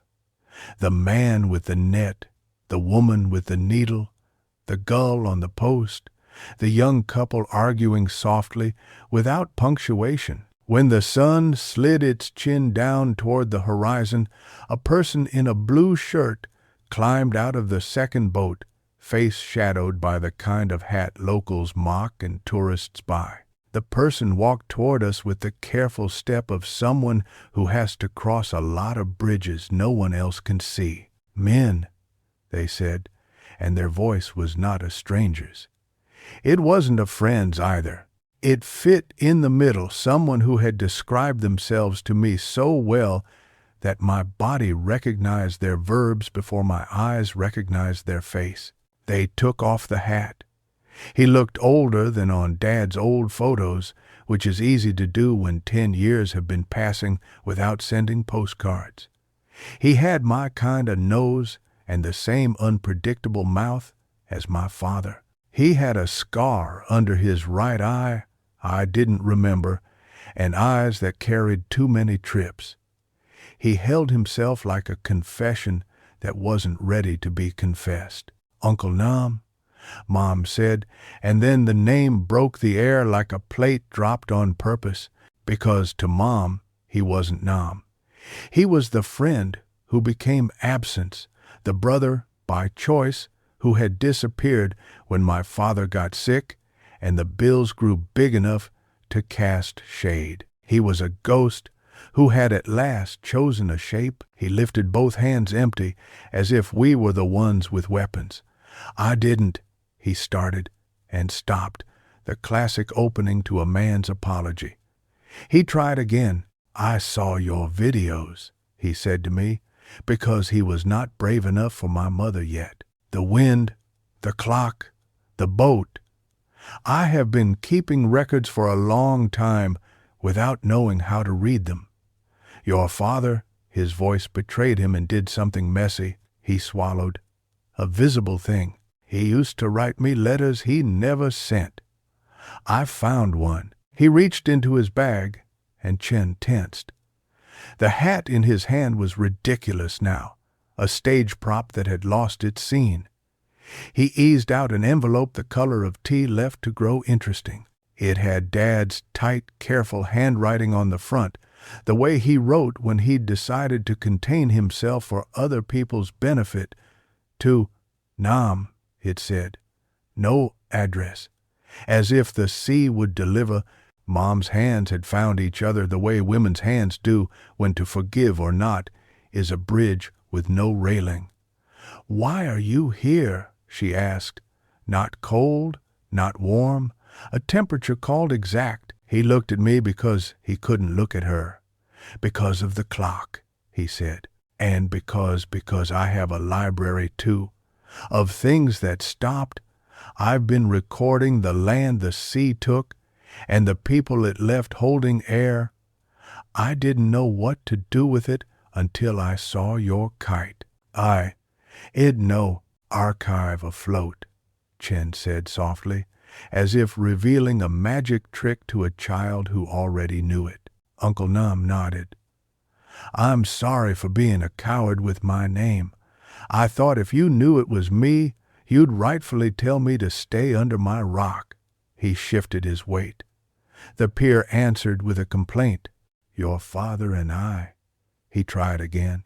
"I loved him like a brother," which is useless to say now except that it explains why I have his sentence written in 100 notebooks I shouldn't have wasted paper on. "Then why didn't you come when he got sick?" Mom said. "We needed brothers then, not comments." "And that is along," he said, and let the sentence trail off because no word is big enough to hold the years you spend learning how to do the wrong thing. I was not in a place where I could come back without making it worse, and then it was too late to be on time. We all stood there, while the sky changed color in increments designed to make you accept that time refuses to apologize. The woman with the net didn't look up, but her hand slowed. The man with the whistle added a question mark to his melody. "What do you want?" Mom asked finally. "To show you the place where the clock belongs," he said, and in spite of everything, I felt the click. Not of forgiveness, of plot. He led us down the pier to his low boat. It smelled like salt and engine oil and bamboo shoots, He handed life jackets to everyone, a foolproof sign he had planned to meet us rather than just hoped. "Just past the break," he said. "There's a line of concrete that used to be a bridge. The sea ate the road but left the bones. Someone ties offerings there, flowers, shoes, photos in plastic bags. That's where the clock should sing." For a while, we were halfway to the line of exposed stumps when Lynn made a small sound and pointed. It took me a second to see a school of tiny fish breaking the water in a jitter that looked like punctuation marks escaping an essay. Beyond them, the concrete posts stood like teeth in a jaw the land had decided they could do without. We idled by the posts. Nam killed the engine. The boat settled into the kind of quiet that holds a lot of noise if you let it. He nodded at the bag on Son's lap. "May I?" he asked. And when she handed him the clock, he held it with an intimacy that hurt. "I filmed because I didn't know what else to do with my hands." He set the clock on the low edge of the boat and wound it. The key turned like a small prayer, finally remembering its words. He checked the face. It was 7:05. He looked up at the sky and laughed as if it had delivered a private punchline. "He used to set every clock 5 minutes ahead," he said to Mom without daring her eyes. "Said it taught the house to be hopeful." Mom blew out a breath that was not forgiveness. It was something else. Maybe the decision to keep listening. We floated there with the mended net woman's song in the distance and the clock's tick near enough it felt like a shoulder. Nam told us what he had been doing. It wasn't heroic in the way people like to headline. It was a series of small obediences to grief. Recording the edges, the sea changed, names of streets that drowned, the sound of wind in broken windows, the way kids kept building makeshift bridges out of crates without being asked, because muscle memory teaches problem solving even when math class doesn't. He showed us pictures of umbrellas planted in sand like declarations, and of an altar made of plastic bottles and a wedding dress someone had tied to a post like a dare. "I called it Archive Afloat when I ran out of other names," he said. "It made me feel less insane to pretend it was a job." "It is a job," I said. "Not for him, but for the me that needed that absolution, and a library." He handed the clock to me. "You choose," he said. "If it belongs here, if anywhere can be said to belong in water, He worked." I set the clock on the flat top of the nearest post, which was easy because the water was low and the boat behaved itself. The clock sat there, prim, as a schoolteacher who had climbed onto a desk to make a point. Its tick could not be heard over the small combers, but its presence was a sound anyway. "What did your father write in the letter?" Mom asked, surprising me with the gentleness of the change in subject. Because that's what bridges are, not just connections, but exits. Nam lifted the envelope like it might bite him. He eased out a single page, unfolded it in 3 soft motions, and read. He did not do voices. He did not embroider. He read like someone who'd been assigned the role of conduit and decided not to get fancy with it. "Nam, if you are reading this, you are being braver than I was. I am not sending this. I am writing it so that the wind knows it exists. I am scared I have built a family out of paper. It holds until it rains. I am scared I have built myself out of light. It holds until the switch goes. You would tell me to stop being poetic and buy better tape. You would be right. Do you know what a bridge is to a boy? A dare. Do you know what a bridge is to a father? A prayer. Sometimes I look at Min and Lynn through the camera and I think, I want to build something they can walk across. So I'm writing this to remember that the bridge is not me. It is the way they will learn to name what passes through them and keep only what remains when they stop filming. Come back if you can. If you can't, send me the sound of something honest. K. Mom had stepped closer as he read. The last two words landed in her chest like pebbles in a water jar. She pressed her thumb to the corner of the letter as if to anchor it. I recorded anyway because sometimes the only honest thing you can do is keep a record of the things that try to run out of your hands. We sat with the letter and the clock and the posts.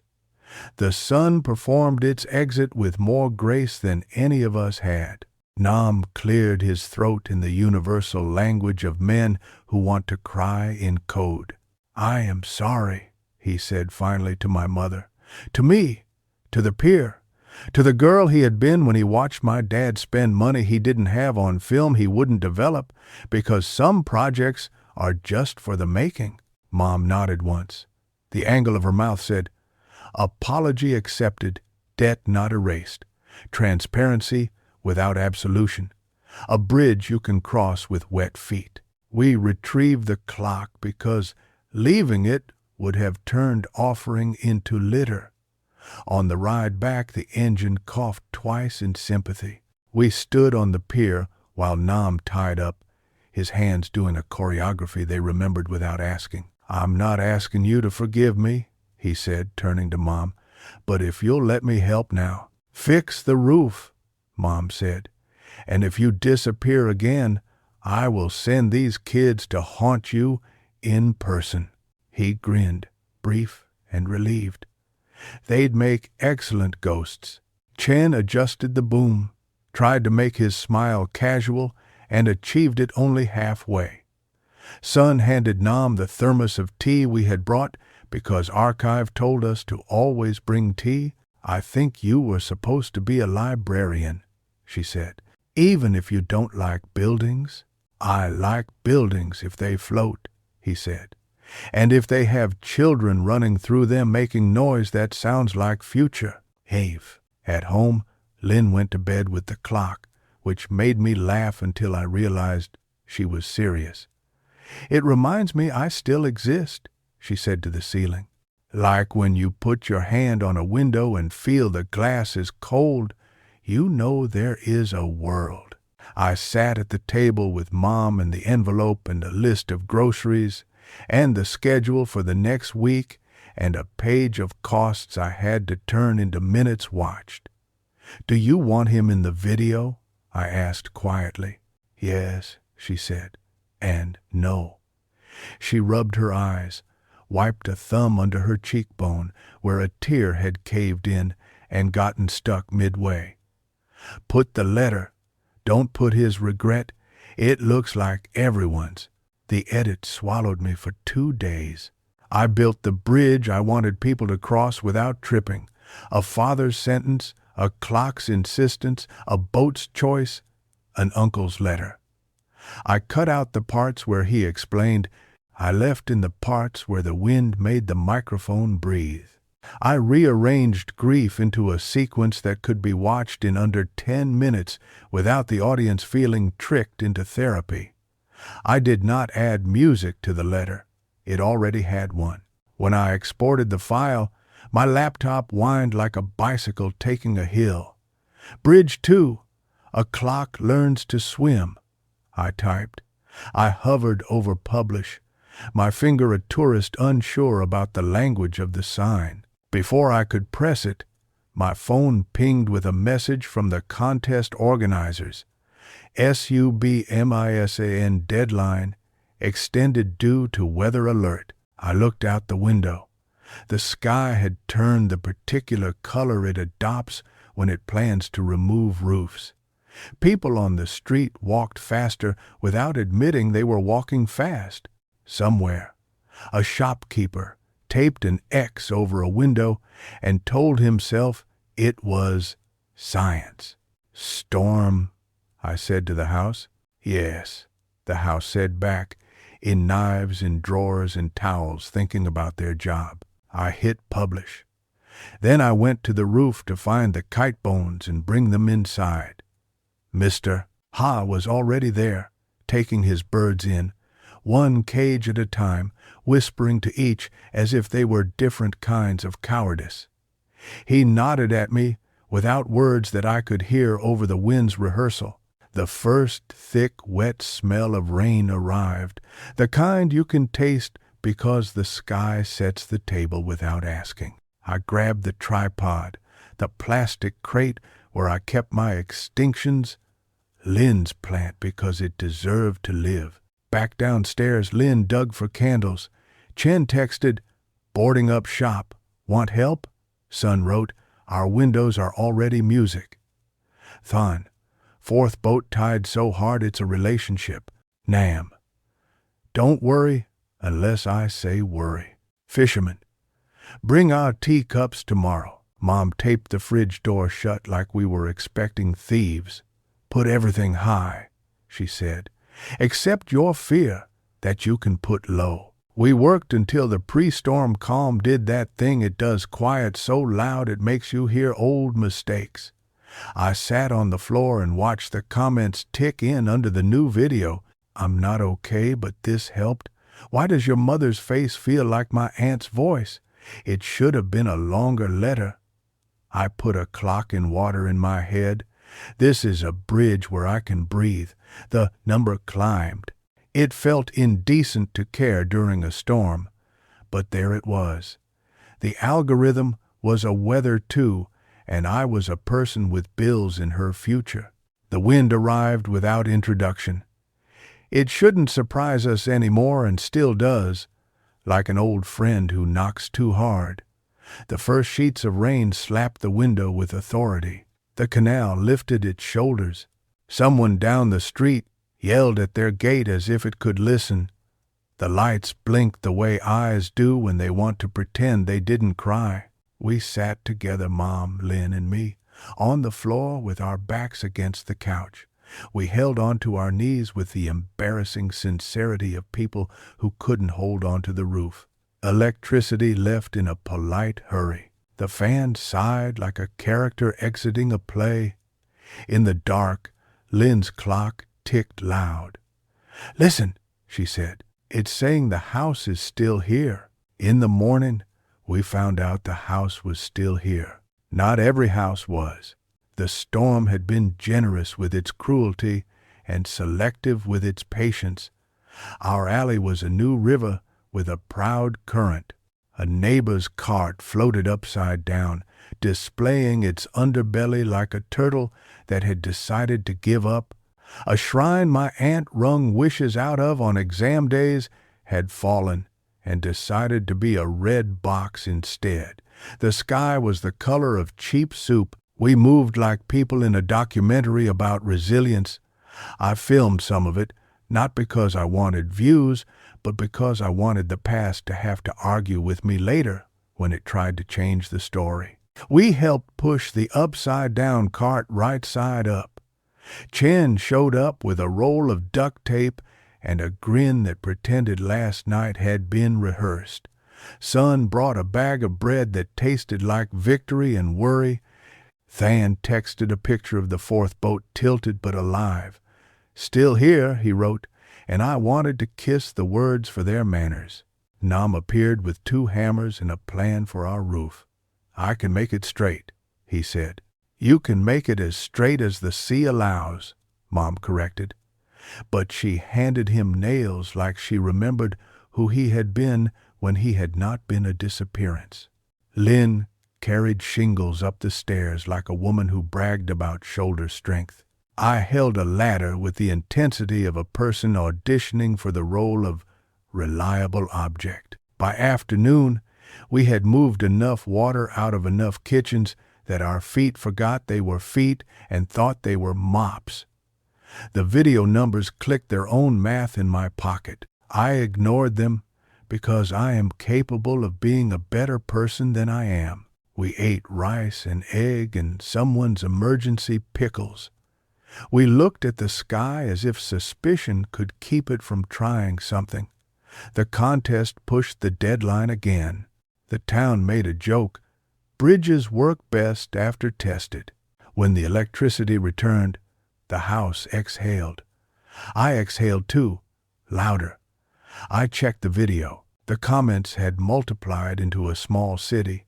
The view count had jumped in the night like it had hitched a ride on a wind. The little blue triangle by revenue had numbers that looked like they might, if you squinted, become rice. My chest did not know whether to expand or contract. I refreshed in a way that made Lynn throw a balled-up sock at my head. "You're a bridge," Chen said, leaning over my shoulder and faking nonchalance, "between people who never met, between pasts that behaved badly, between a man with hammers and a woman with wet eyes. I am a person who points a camera and hopes," I said, "because grandness makes me itchy, and a person who still has to figure out how to pay for shredded roofing." "Let's make the third bridge," Son said. "You know, the ones that only show up when you step, even though there's no plank you can see." "Suspension," Chen said, but his smile was real. "We will suspend a disbelief or two." That night, after a day that had asked for every inch of everyone's competence, I lay on my back and looked at the ceiling fan that spun like it wanted to audition for salvation again. The house had dried itself into a new smell that would be unpleasant in 2 days. The clock ticked from the nightstand. I opened Dad's notebook to a page I hadn't read before, one I had avoided because the sentence on it had an ache in the ink. "A bridge is just a promise kept long enough for 2 people to cross." I wrote underneath, "or 1 person, twice." And then, because I had to sleep so I could be some version of a functional human in the morning, I closed the book and pretended I was a boat. I let the day wash past me without claiming it all. I let the words carve themselves under my ribs. There are 2 kinds of leaving. There are 2 kinds of bridges, too. The ones you build with your hands and the ones you become. Chapter 4. Threshold. The day after the storm, the town smelled like wet wood and boiled patience. The sun pretended innocence, all blue and tender, as if it hadn't spent the night rearranging our roof lines. Downstairs, the landlord argued with the water stains like a man negotiating with a map. A cat regarded its damp tail as an insult from God. I woke to a text from the contest organizers. "Submission window reopens through Sunday at noon. Theme unchanged. Bridges." Below it, a link to an updated rule sheet I didn't read right away because the shape my chest made around the word noon wasn't polite. "Sunday?" Lynn said, emerging from a blanket burrito with hair like an idea. "That's tomorrow." "Tomorrow is a country I do not have a passport for," I said. "Today, I have to fix the sea story." "Your life isn't a screenplay," she said, then added, "but also it is." I made coffee that tasted like an apology and checked stats, then scolded myself for checking stats. Bridge 2 had jumped overnight, a swell that made the little graphs look like topography. The clock on the nightstand kept up a metronome for ambition. If the contest was a bridge, there was still a river under it, doing its river thing, not caring about judges with dolphin logos. I spent the morning sweeping the stairwell with Mom and listening to our neighbors retell the storm's plot with creative revisions. Chen arrived with a bag of nails and 2 jokes he'd saved for when it was safe to laugh. Son brought a thermos of soup her grandmother swore would make the house stand straighter. Thon texted, "4th boat survived." The 2nd boat turned philosophical and now refuses to be named. By noon, Nam was on our roof with a chalk line and a look that said he had a plan for both the shingles and his shame. He caught my eye once and raised the chalk like a white flag.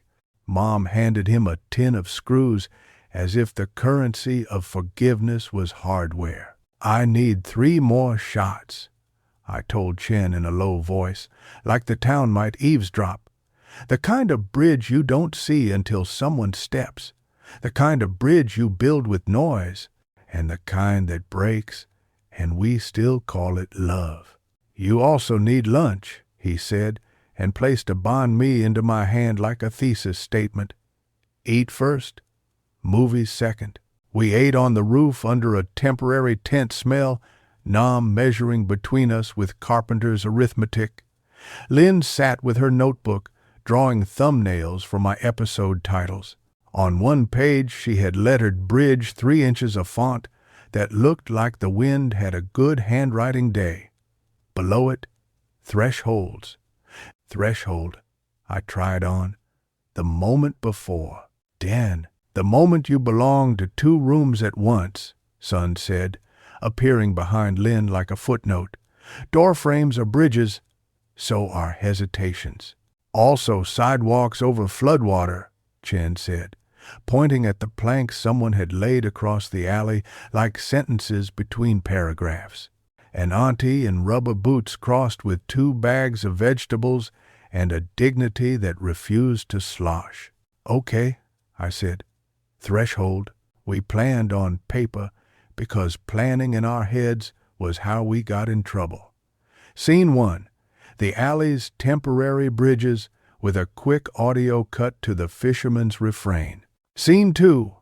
The school auditorium where the contest entries would eventually screen, a room that had held so many microphones it was tired of hearing its own echo. Scene 3.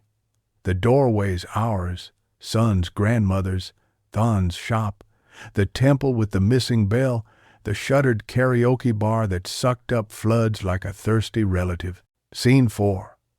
A voiceover built from things people say when they think they are just making small talk, but are actually writing the constitution of their days. "What about the bridge you become?" Lynn asked. "That's the spine," I said. "It runs under everything." "Gross and accurate," Chen said. We split up like a heist crew in a movie that had traded diamonds for footage. I took the alley planks, Lynn the doorways, Chen the auditorium. Sun volunteered to record the foot sounds, heels and slippers, bare and booted because she claimed to be fluent in footsteps. Thon said he could rig a shot of the 4th boat nosing the line between sand and water, a boat at a threshold that never stayed put. The alley shot was easy and hard. Easy because the light did what I asked. Hard because a board slipped as a boy ran across, and he laughed while my heart dropped 3 stories. I steadied him and scolded him and then asked his permission to use the shot. He said yes, like I'd offered him an extra mango. The camera made everything look inevitable. The truth was boards and balance and someone ready to catch. At the school, the auditorium was half lit and 3/4 haunted. Chen texted a video. The stage edges frayed. The curtains are red that might once have matched a heart. "This is a bridge between pride and mildew," he wrote. "Sound is trash. Bring poet voice." I filmed our front door. It's metal and rude and knows all our arguments. The frame holds a nick where Dad once misjudged a toolbox and swore like a man apologizing to a God he didn't believe in. I filmed Mom stepping through, stopping with 1 foot in, 1 out, and looking at me with the expression that means ask better questions. "What does this threshold know?" I asked. "That we always leave and always come back," she said. "That you can change rooms without changing your name." At Sun's, her grandmother held the door jamb as if it were a hand. We filmed her not speaking for 3 seconds that said more than most movies. At Than's, the shop's bead curtain rattled rainwater into the air like an instrument. He stepped through and became a person with a job, then stepped back and became a boy who still wanted to be picked for teams. By late afternoon, the hard drive wore the weight of a small town. I sat up on the roof with the laptop and my terrible posture and started cutting time into something you could cross. No music, I told myself, just thresholds.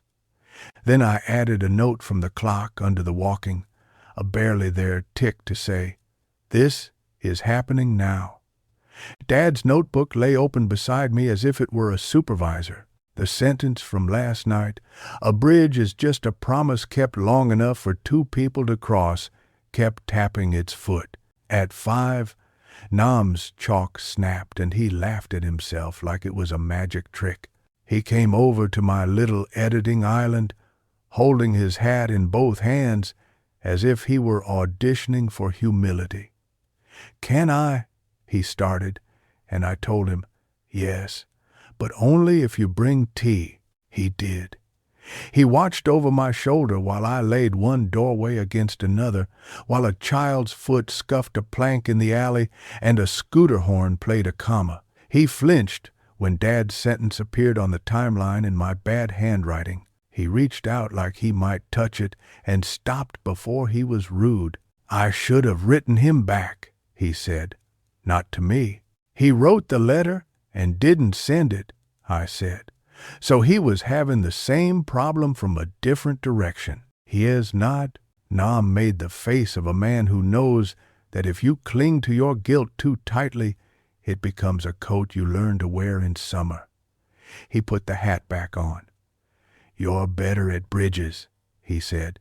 "I am trying to become one," I said, and didn't apologize for how that sounded.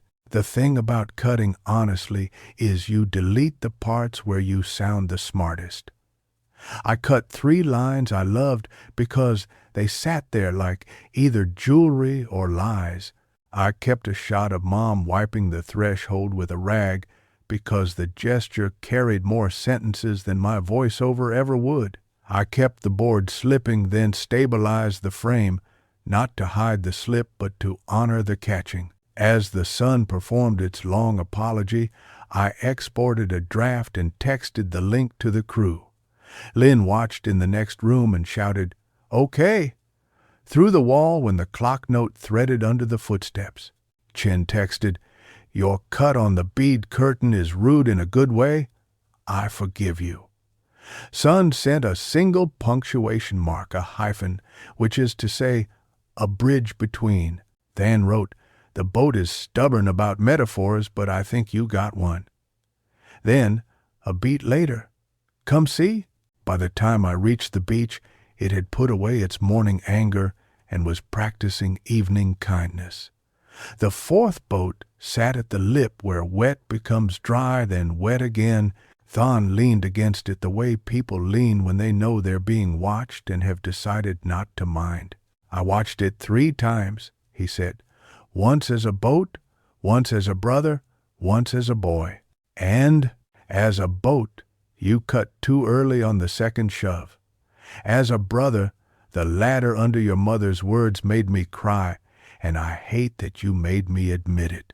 As a boy, the way you stepped into the frame for that first board." He shook his head like the compliment was an insect he had to shoo away. It felt like permission. "I'll go longer on the shove," I said, hiding the fact that I had been waiting for someone to notice. "Thank you for crying." He had 8 hands. We stood without saying anything for a bit. The water proposed and rescinded. "Can I ask you something unglamorous?" Thon said finally. "Those are the only questions I trust," I said. "What are you doing with the money?" "From the videos."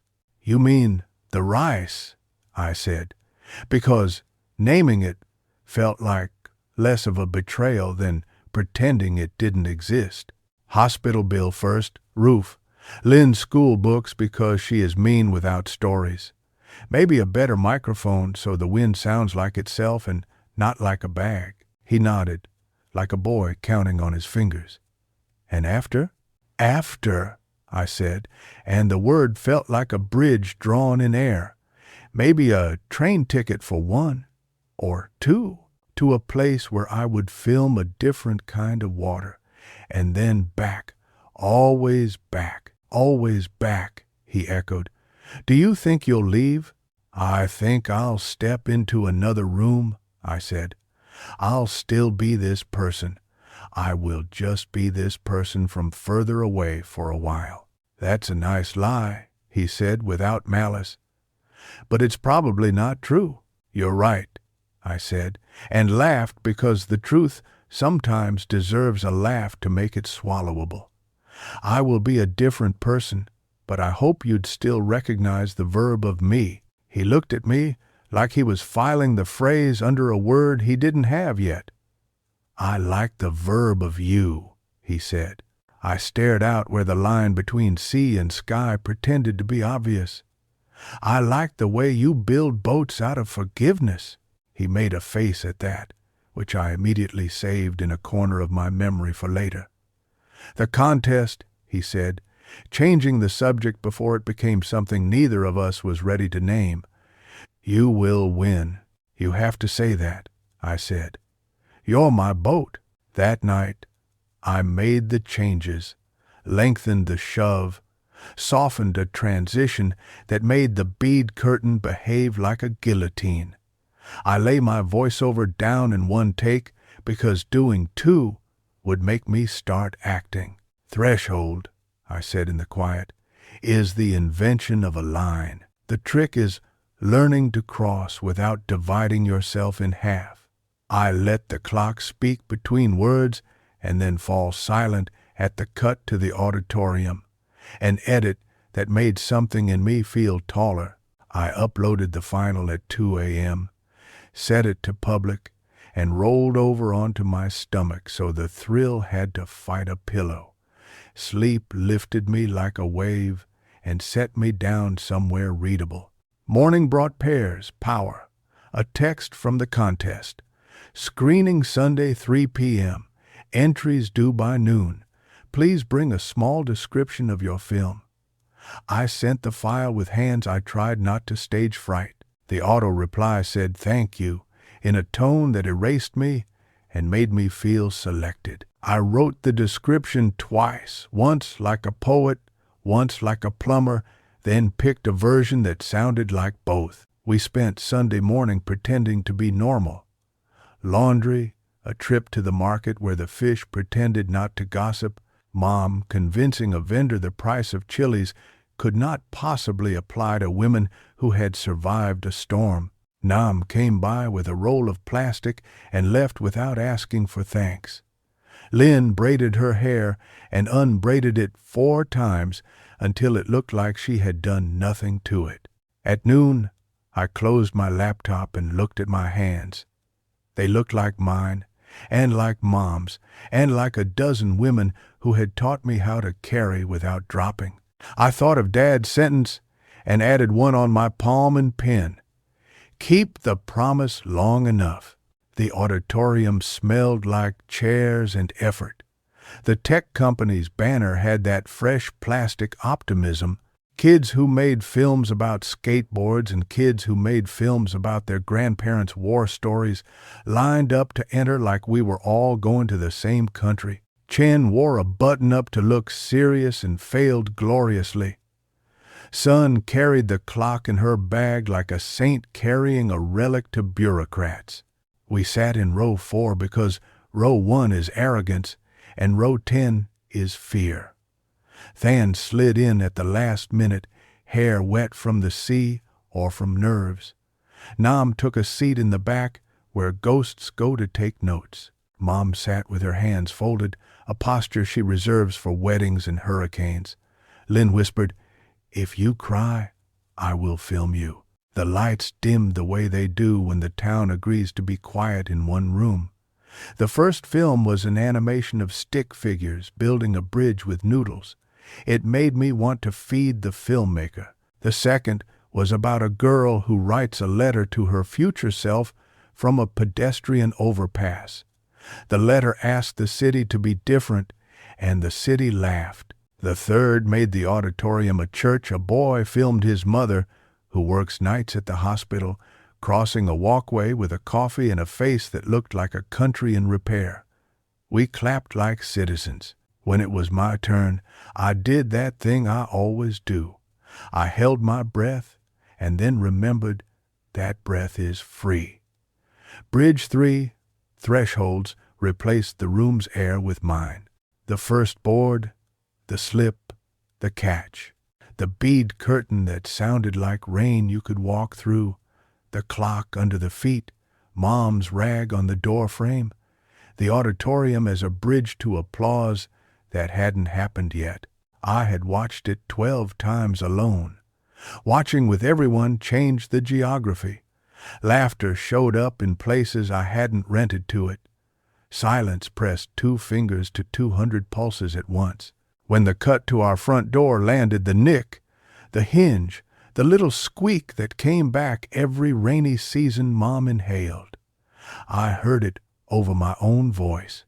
Son's grandmother's exhale in her doorway made 3 rows lean forward as if they could help. The bead curtain made Chen put his hand on his chest like he'd been caught. When it ended, there was the kind of pause that makes a person consider religion. Then the room remembered it had hands. The clapping was not a storm. It was rain that meant crops.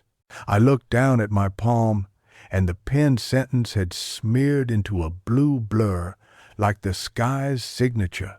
The judges said things in the tone of people who want to be kind and precise, intimate, local yet universal. Form echoes content, understated, does a lot with little. The last line was a compliment we had trained ourselves to accept as currency.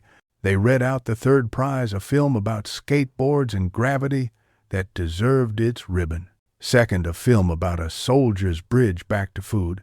First, my name. For a moment, my body forgot standing. Then I remembered.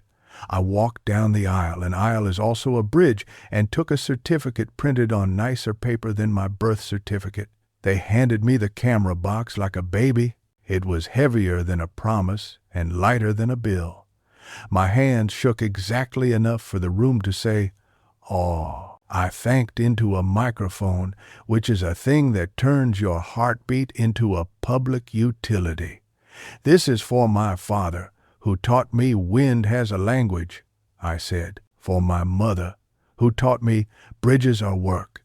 For the people in our doorways, for the boat that refuses to stop learning nouns.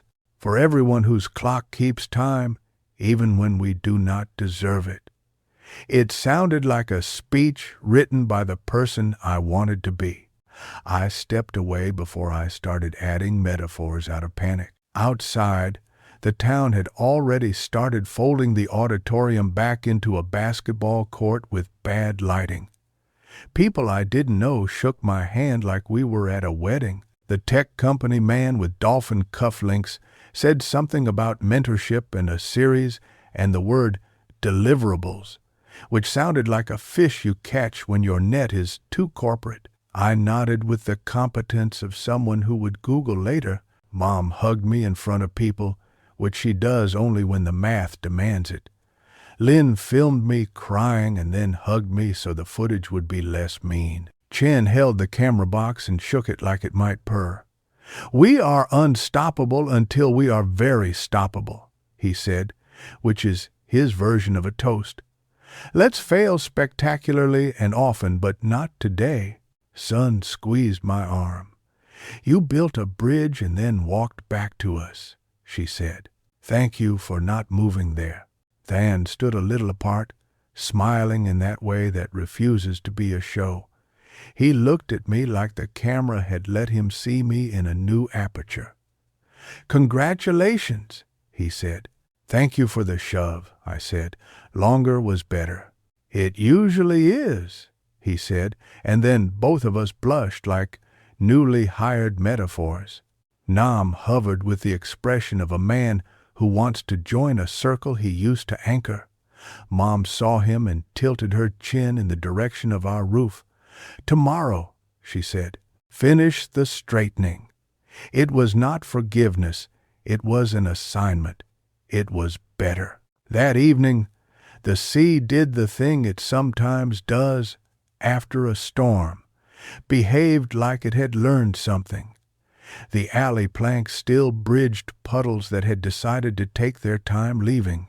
I set the new camera on the table and stared at it like an animal I hoped would love me back. Lynn poked the box. "What will you film first?" she asked. I thought of the list in Dad's notebook. The fan, the clock, the fourth boat, the fisherman's tea, the prose written under a seat, the letter, the thresholds, the building roof, the contest certificate that already looked like paper with air around it. "Tomorrow," I said. "Today I will film us eating rice." "People will click that?" Lynn asked, skeptical like a whale. "They will if I name it right," I said. "The algorithm of dinner." Mom laughed. It sounded like a bridge stronger than it looked. Before bed, I stood in our doorway, the metal, the hinge, the nick, and listened. The town played its playlist.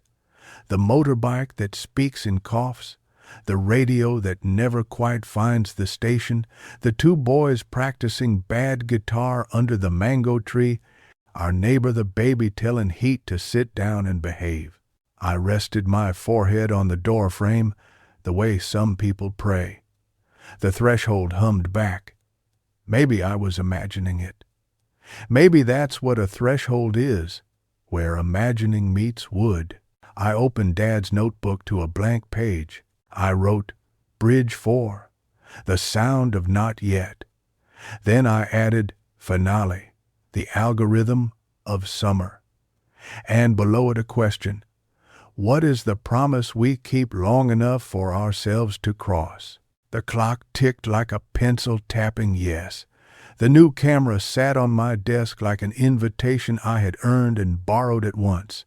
My hands itched to click. My heart stood in the doorway, one foot in the season that had made me, one in the room where I would learn to become the person who could leave and return without splitting in half. Threshold. I wrote once more and underlined it until the page indented, until the word made a small bridge of its own, until I could see it even with the light off and my eyes closed, and the night deciding what kind of story it wanted to be. Chapter 5. The sound of not yet. The new camera smelled like factory air and possibility. I held it the way you hold a baby you're related to, confident enough to fake it, terrified enough to respect the weight. The body was all black promise. The lens was a door that opened without squeaking. I pressed my eye to the viewfinder, and the world briefly agreed to be a rectangle. I've always trusted rectangles. They take feelings and give them edges. Morning was a thin gold ribbon on the canal. The neighbors had resurrected routines like old songs. A woman set out herbs to audition for the Sunday. Someone somewhere boiled pork bones into a broth that made the air generous. Lynn stood on the roof in her whale shirt, hair still sleep wild, and raised a hand without looking at me. "Testing," she said. "One sister, one summer." "Rollin'," I said, because I like being the kind of person who can turn a morning into a scene. Mom had left early to help my aunt at the stall. She kissed my forehead on the way out without waking me, and I woke anyway. The fridge had a smaller number on its face now. The hospital bill had become a list that felt negotiable. Nam's handwriting, blocky, apologetic, marked the corner of a page. Roof, almost level. The almost felt like honesty. I had a schedule for the day because schedules are how you argue with chaos. Morning, record the alley before it forgot. The storm had been a teacher. Midday, interview at the tech company that had handed me the camera like a vote. Evening, shoot the first scene of the finale, the one where you say what you learned without sounding like you're auditioning to be a graduation speaker in a borrowed suit. The interview email had been polite, like a stranger at a funeral. "We're exploring community storytelling programs. We admire your work," it said, wearing adjectives that made me cautious. They wanted to talk about a series, about mentorship, about deliverables, the fish I still couldn't define, about a small stipend that could be translated into 3 months of quiet rice. They also wanted to talk about relocation for a summer internship. The word relocation sat in the middle of the email like a chair no one was sure they were allowed to sit in. "You should go hear them," Mom had said, eyes on the bill and the roof and my face. Listening is free, saying no is not expensive, so I listened. I showed up to the tech company's office with the camera in my bag like a talisman and my best shirt that had only one button that had lost interest in holding on. The lobby was cold in the way air conditioning is cold when it wants you to forget heat exists. The receptionist's smile was the kind that knows it's being watched. A man with dolphin cufflinks eventually arrived and introduced someone named Maya, who had the kind of watch that looks like punctuality and the kind of handshake that says, "I respect your soft hands because they know how to make something sharp." They led me into a room with glass walls and a plant that had a better life than some people. "We loved Bridge 3, Maya said. "Minimal and intimate." "Minimal is code for cheap," I almost said, but I replaced it with a friendlier truth. I didn't want to decorate grief. "We want to help you scale," the cufflink man said, and I imagined a fish climbing a corporate ladder. I smiled the way you smile when you are translating a language that thinks microphones are more important than doors. A 5-episode run, more if the metrics are strong. We can provide gear, a small crew sometimes, a mentor. You would anchor the series.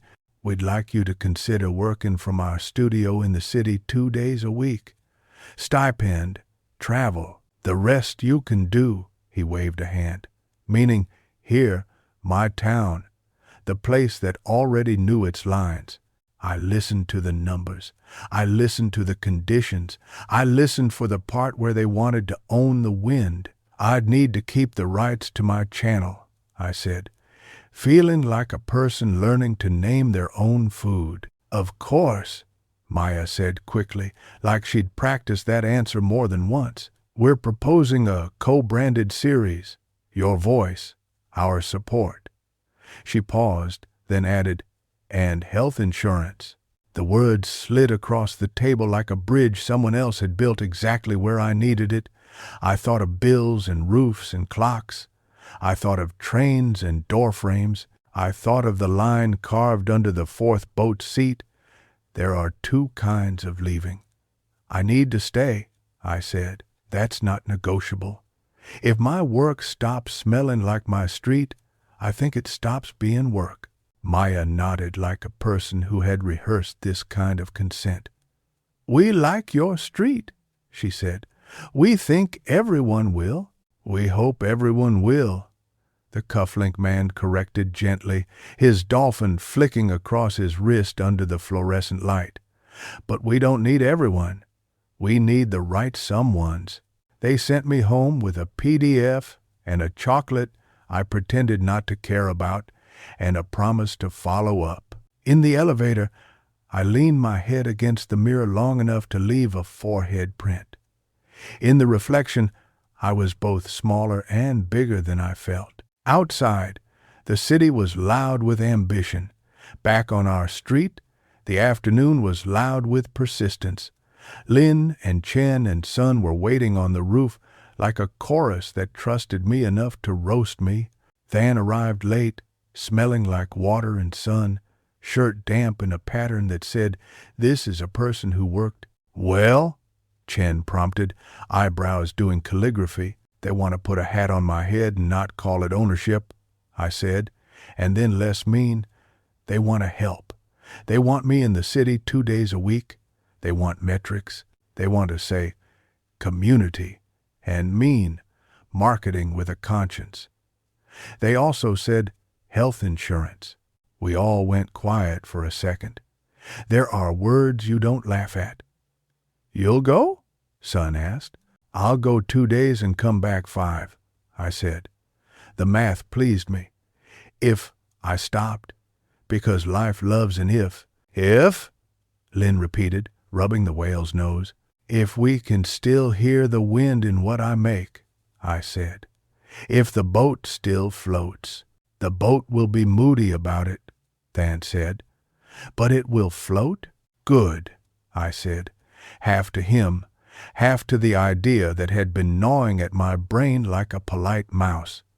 Because the finale needs both. And we began to build the sound of not yet in the late light, the time of day that does half your work for you.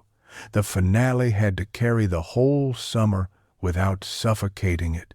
It had to include the clock and the kite and the bridge and the letter and the boat and the storm and the roof and the bill and the laugh and the crying I'd cut on purpose and the crying I hadn't expected and the door frames and the fisherman's tea and the sound the sea makes when it chooses to stop, pretending it is not a god.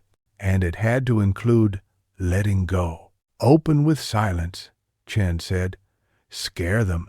Open with a wind note, Son suggested. Not howling. Curious. And own Raphram Spirit. Open with your father's sentence again, Lynn said, but write it on something you can throw away. Open with your town, Than said. And then, because he knows me better every day. But make sure you aren't just trying to get permission to leave. Rude, I said. Marry me. Later, he said. It sounded like a joke. It also sounded like a promise to keep for at least the length of a summer. We made a list so long it doubled back on itself.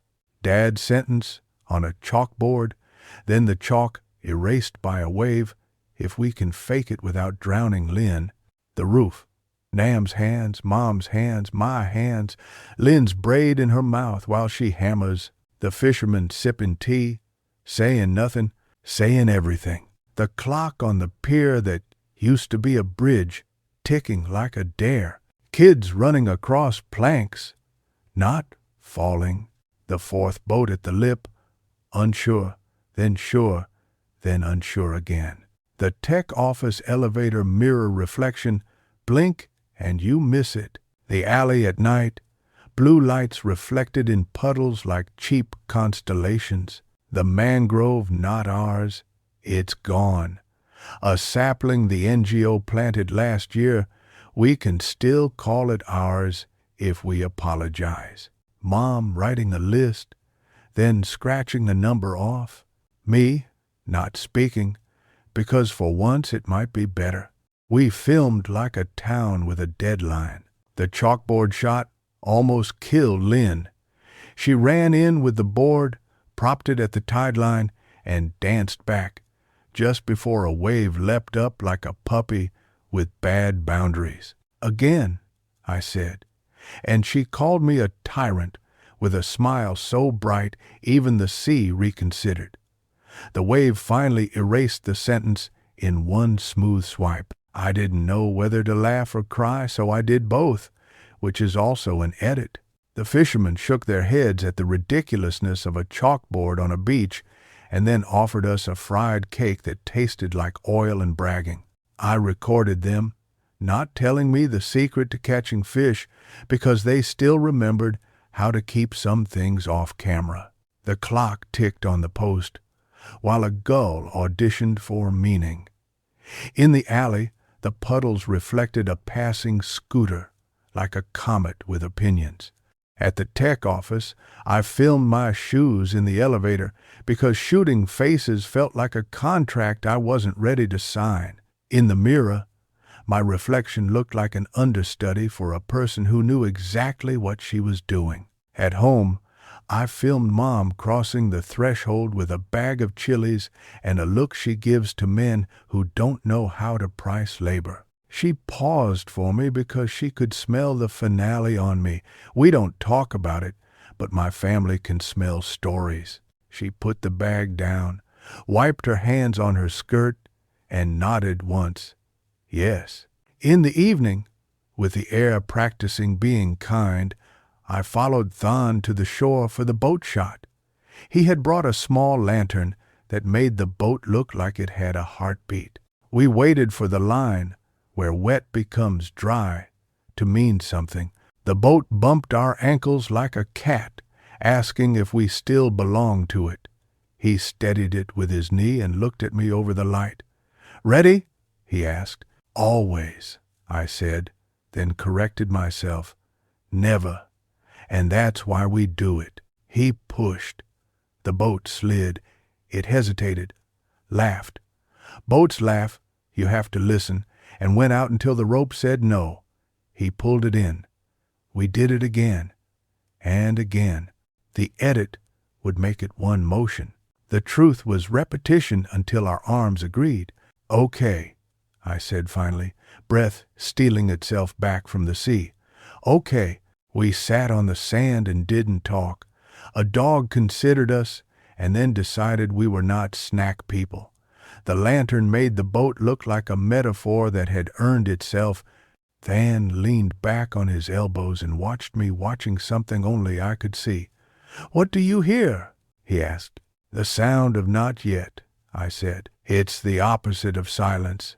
It's a drawer you haven't opened, a bridge you haven't stepped on, a wound you haven't named, a song before the first note when the singer swallows."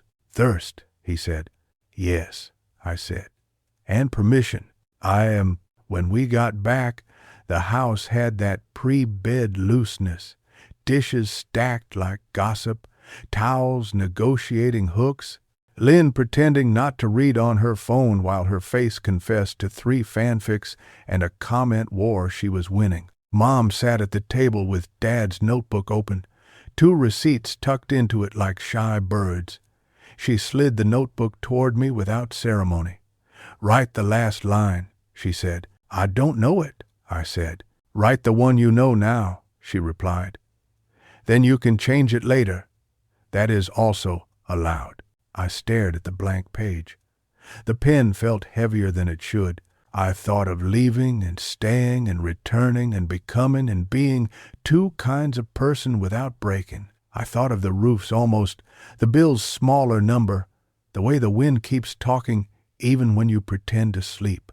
I wrote, "To keep a promise to yourself, you build a bridge inside your ribs and learn to cross it without leaving anyone behind, not even the person you were yesterday." It was too long. It was mostly true. It would do. The edit ate me alive in a way that felt like consent. I became a machine that turned footsteps into punctuation, board slips into commas, laughter into parentheses. I laid a hum under the opening. Not music, exactly the sound the wind makes when it holds its breath before signing its name on your cheeks. I dropped Dad's sentence, not to hold the wind, but to be held by it over the chalkboard shot and then let the wave erase the words. When the wipe came, I cut to Mom's threshold, her foot in, her foot out, her mouth the country of stay. The clock ticked under everything like a heartbeat we'd forgotten to thank. Halfway through, I made a choice that still feels like a door. I recorded myself speaking to camera and then cut all of it. The finale didn't need my mouth to tell it what it already knew. I kept one breath the inhale before I raised the camera to my eye. That was enough of me. At the end, I placed the boat at the lip, the rope taut, the lantern lowering its voice. Then I put black on screen for exactly the length of 1 clock tick. Then I brought in the sound of footsteps over planks, 1, 2, 3, then a child's laugh, then a gull, then the fisherman's cup set down, then the bead curtain, then the wind, then the wind, then the wind. Export. Progress bar. A tiny bridge you walk with your eyes. I set the video to public and did not watch the number rise. Lynn threatened to handcuff me to a chair if I stared at the analytics. Mom said we could celebrate by buying more fish sauce. Chen popped up a live poll on my channel without warning. Finale live Q&A tomorrow? The responses flooded yes in a chorus that Felt like the town pretending to be a stadium. Sleep was a rumor. I lay on my back and let my body play its reel of images. Chalk turned to milk, a post turned to bridge, a letter turned to argument turned to bomb. At some hour that belongs to cats and poets, my phone vibrated with a message from a number I now had the courage to label Nam. I watched twice. The part where you erased the sentence made me forgive myself for writing so many I didn't send. Also, the boat bump made me miss my brother like a chair. Also, the roof is straight enough to call honest. Tomorrow, tea. Tomorrow, tea. In the morning, the video was a place people had come to visit and left their shoe prints. The comments were a city with room for small kindness. My mother cried in the doorway. I listened to this before work and forgot to be angry at my boss.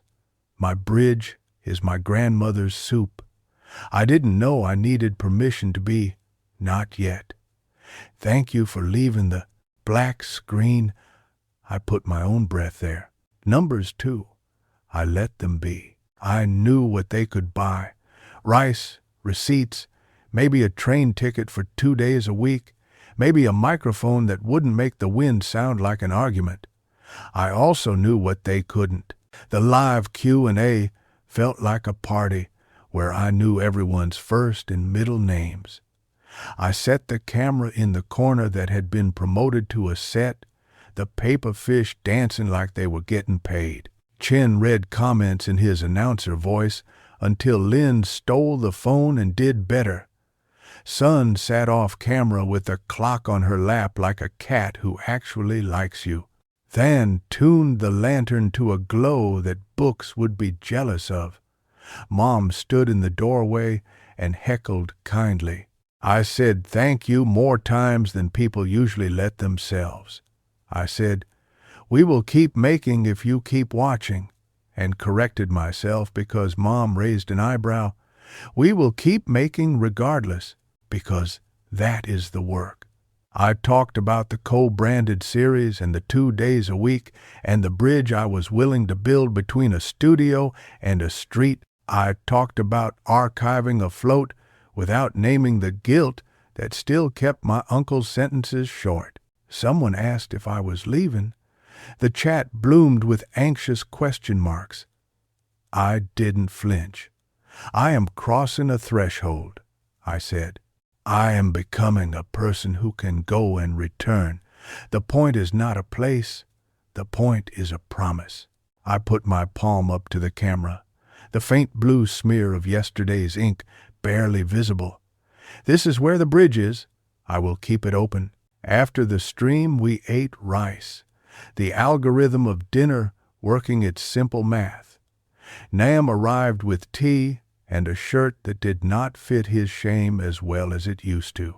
He sat at the table like a student who didn't want to be called on and then answered carefully when he was. Mom told him about a leak that wasn't and laughed at one of his jokes before remembering she wasn't required to. Lynn told him the whale shirt has rights. We went to the pier at dusk. The post that used to be a bridge looked less like teeth and more like stairs for a fish god. The clock ticked on my wrist because I wanted it near. Thon pushed the fourth boat out one more time, the lantern giving the water punctuation. Nam pointed at the horizon like it owed him something and then put his hand down because everything we love owes us nothing and keeps us anyway. We stood shoulder to shoulder and didn't take a photo. Some moments don't need to be convinced. They happened. That night, when the town had quieted down to its catalog of small domestic noises, fans narrating mercy, cutlery negotiating, pipes thinking Mom handed me Dad's notebook and a pen and kissed my head like a ceremony. Write the last line, she said. I already did, I reminded her, thumb tapping the page like a drum for courage. Write the one after it, she said. For next time, I wrote, to keep a promise to a place, you teach other people how to hear it. Under that, smaller. To keep a promise to a person, you learn their wind. I didn't mean just Dad or Mom or Lynn or Chen or Sun or Thon or Nam, though I meant them too. I meant the fisherman with eyebrows that tell stories. I meant the boy on the plank. I meant the auntie who prices chilies with a moral code. I meant the clock that ticks, like an argument you keep having with time that chooses love anyway. The new camera rested on the desk, not humming, not glowing, just there, an instrument waiting for a pair of hands. I lay down and let the room be a room. Before sleep found me, I took out my phone and wrote a message I had wanted to write since the first wind tied itself to a string on our roof. At Archive Afloat, are you still archiving? We have a library now. You don't have to do it alone. Nam, I am here. I never was good at alone. Good night, librarian. Good night, fairy. On the last morning of the summer that called itself my teacher and got away with it, I climbed to the roof with the kite bones and the new camera and the old habit of pointing my eye at the world and asking it to confess. Lynn came up with a coil of string. Chen brought a donut, because donuts are plot devices. Sun carried the clock, which would not be performing but liked to be in the room. Than had the lantern, even though Day didn't require it. Mom arrived last, a cup of coffee for me, a list in her pocket, a look that says, yes, always, and don't forget the rice. Ready? Chen asked, wiggling his eyebrows hard enough to qualify as special effects. Never, I said. Always. We fixed the new camera on a better stool, weighted it with cents and bricks. I held the kite, not to fly it, but to remember. The wind inched into our hair like a tame thing. The sea rehearsed. The neighborhood performed itself without embarrassment. I looked through the viewfinder. In the rectangle, my family, my town, my not yet. The horizon line was almost level. I pressed record, not on the kite, but on the faces, even the ones turned away. Maybe especially those I counted down without counting. 3, I said. 2. In the moment between 2 and 1, my father's sentence moved through me, not like a lesson, but like a limb I'd grown and only now noticed. To hold the wind, you tether it to a story. To be held by it, you let go where you mean to and nowhere else. 1, I said. I didn't launch the kite. I lifted the camera, and we crossed.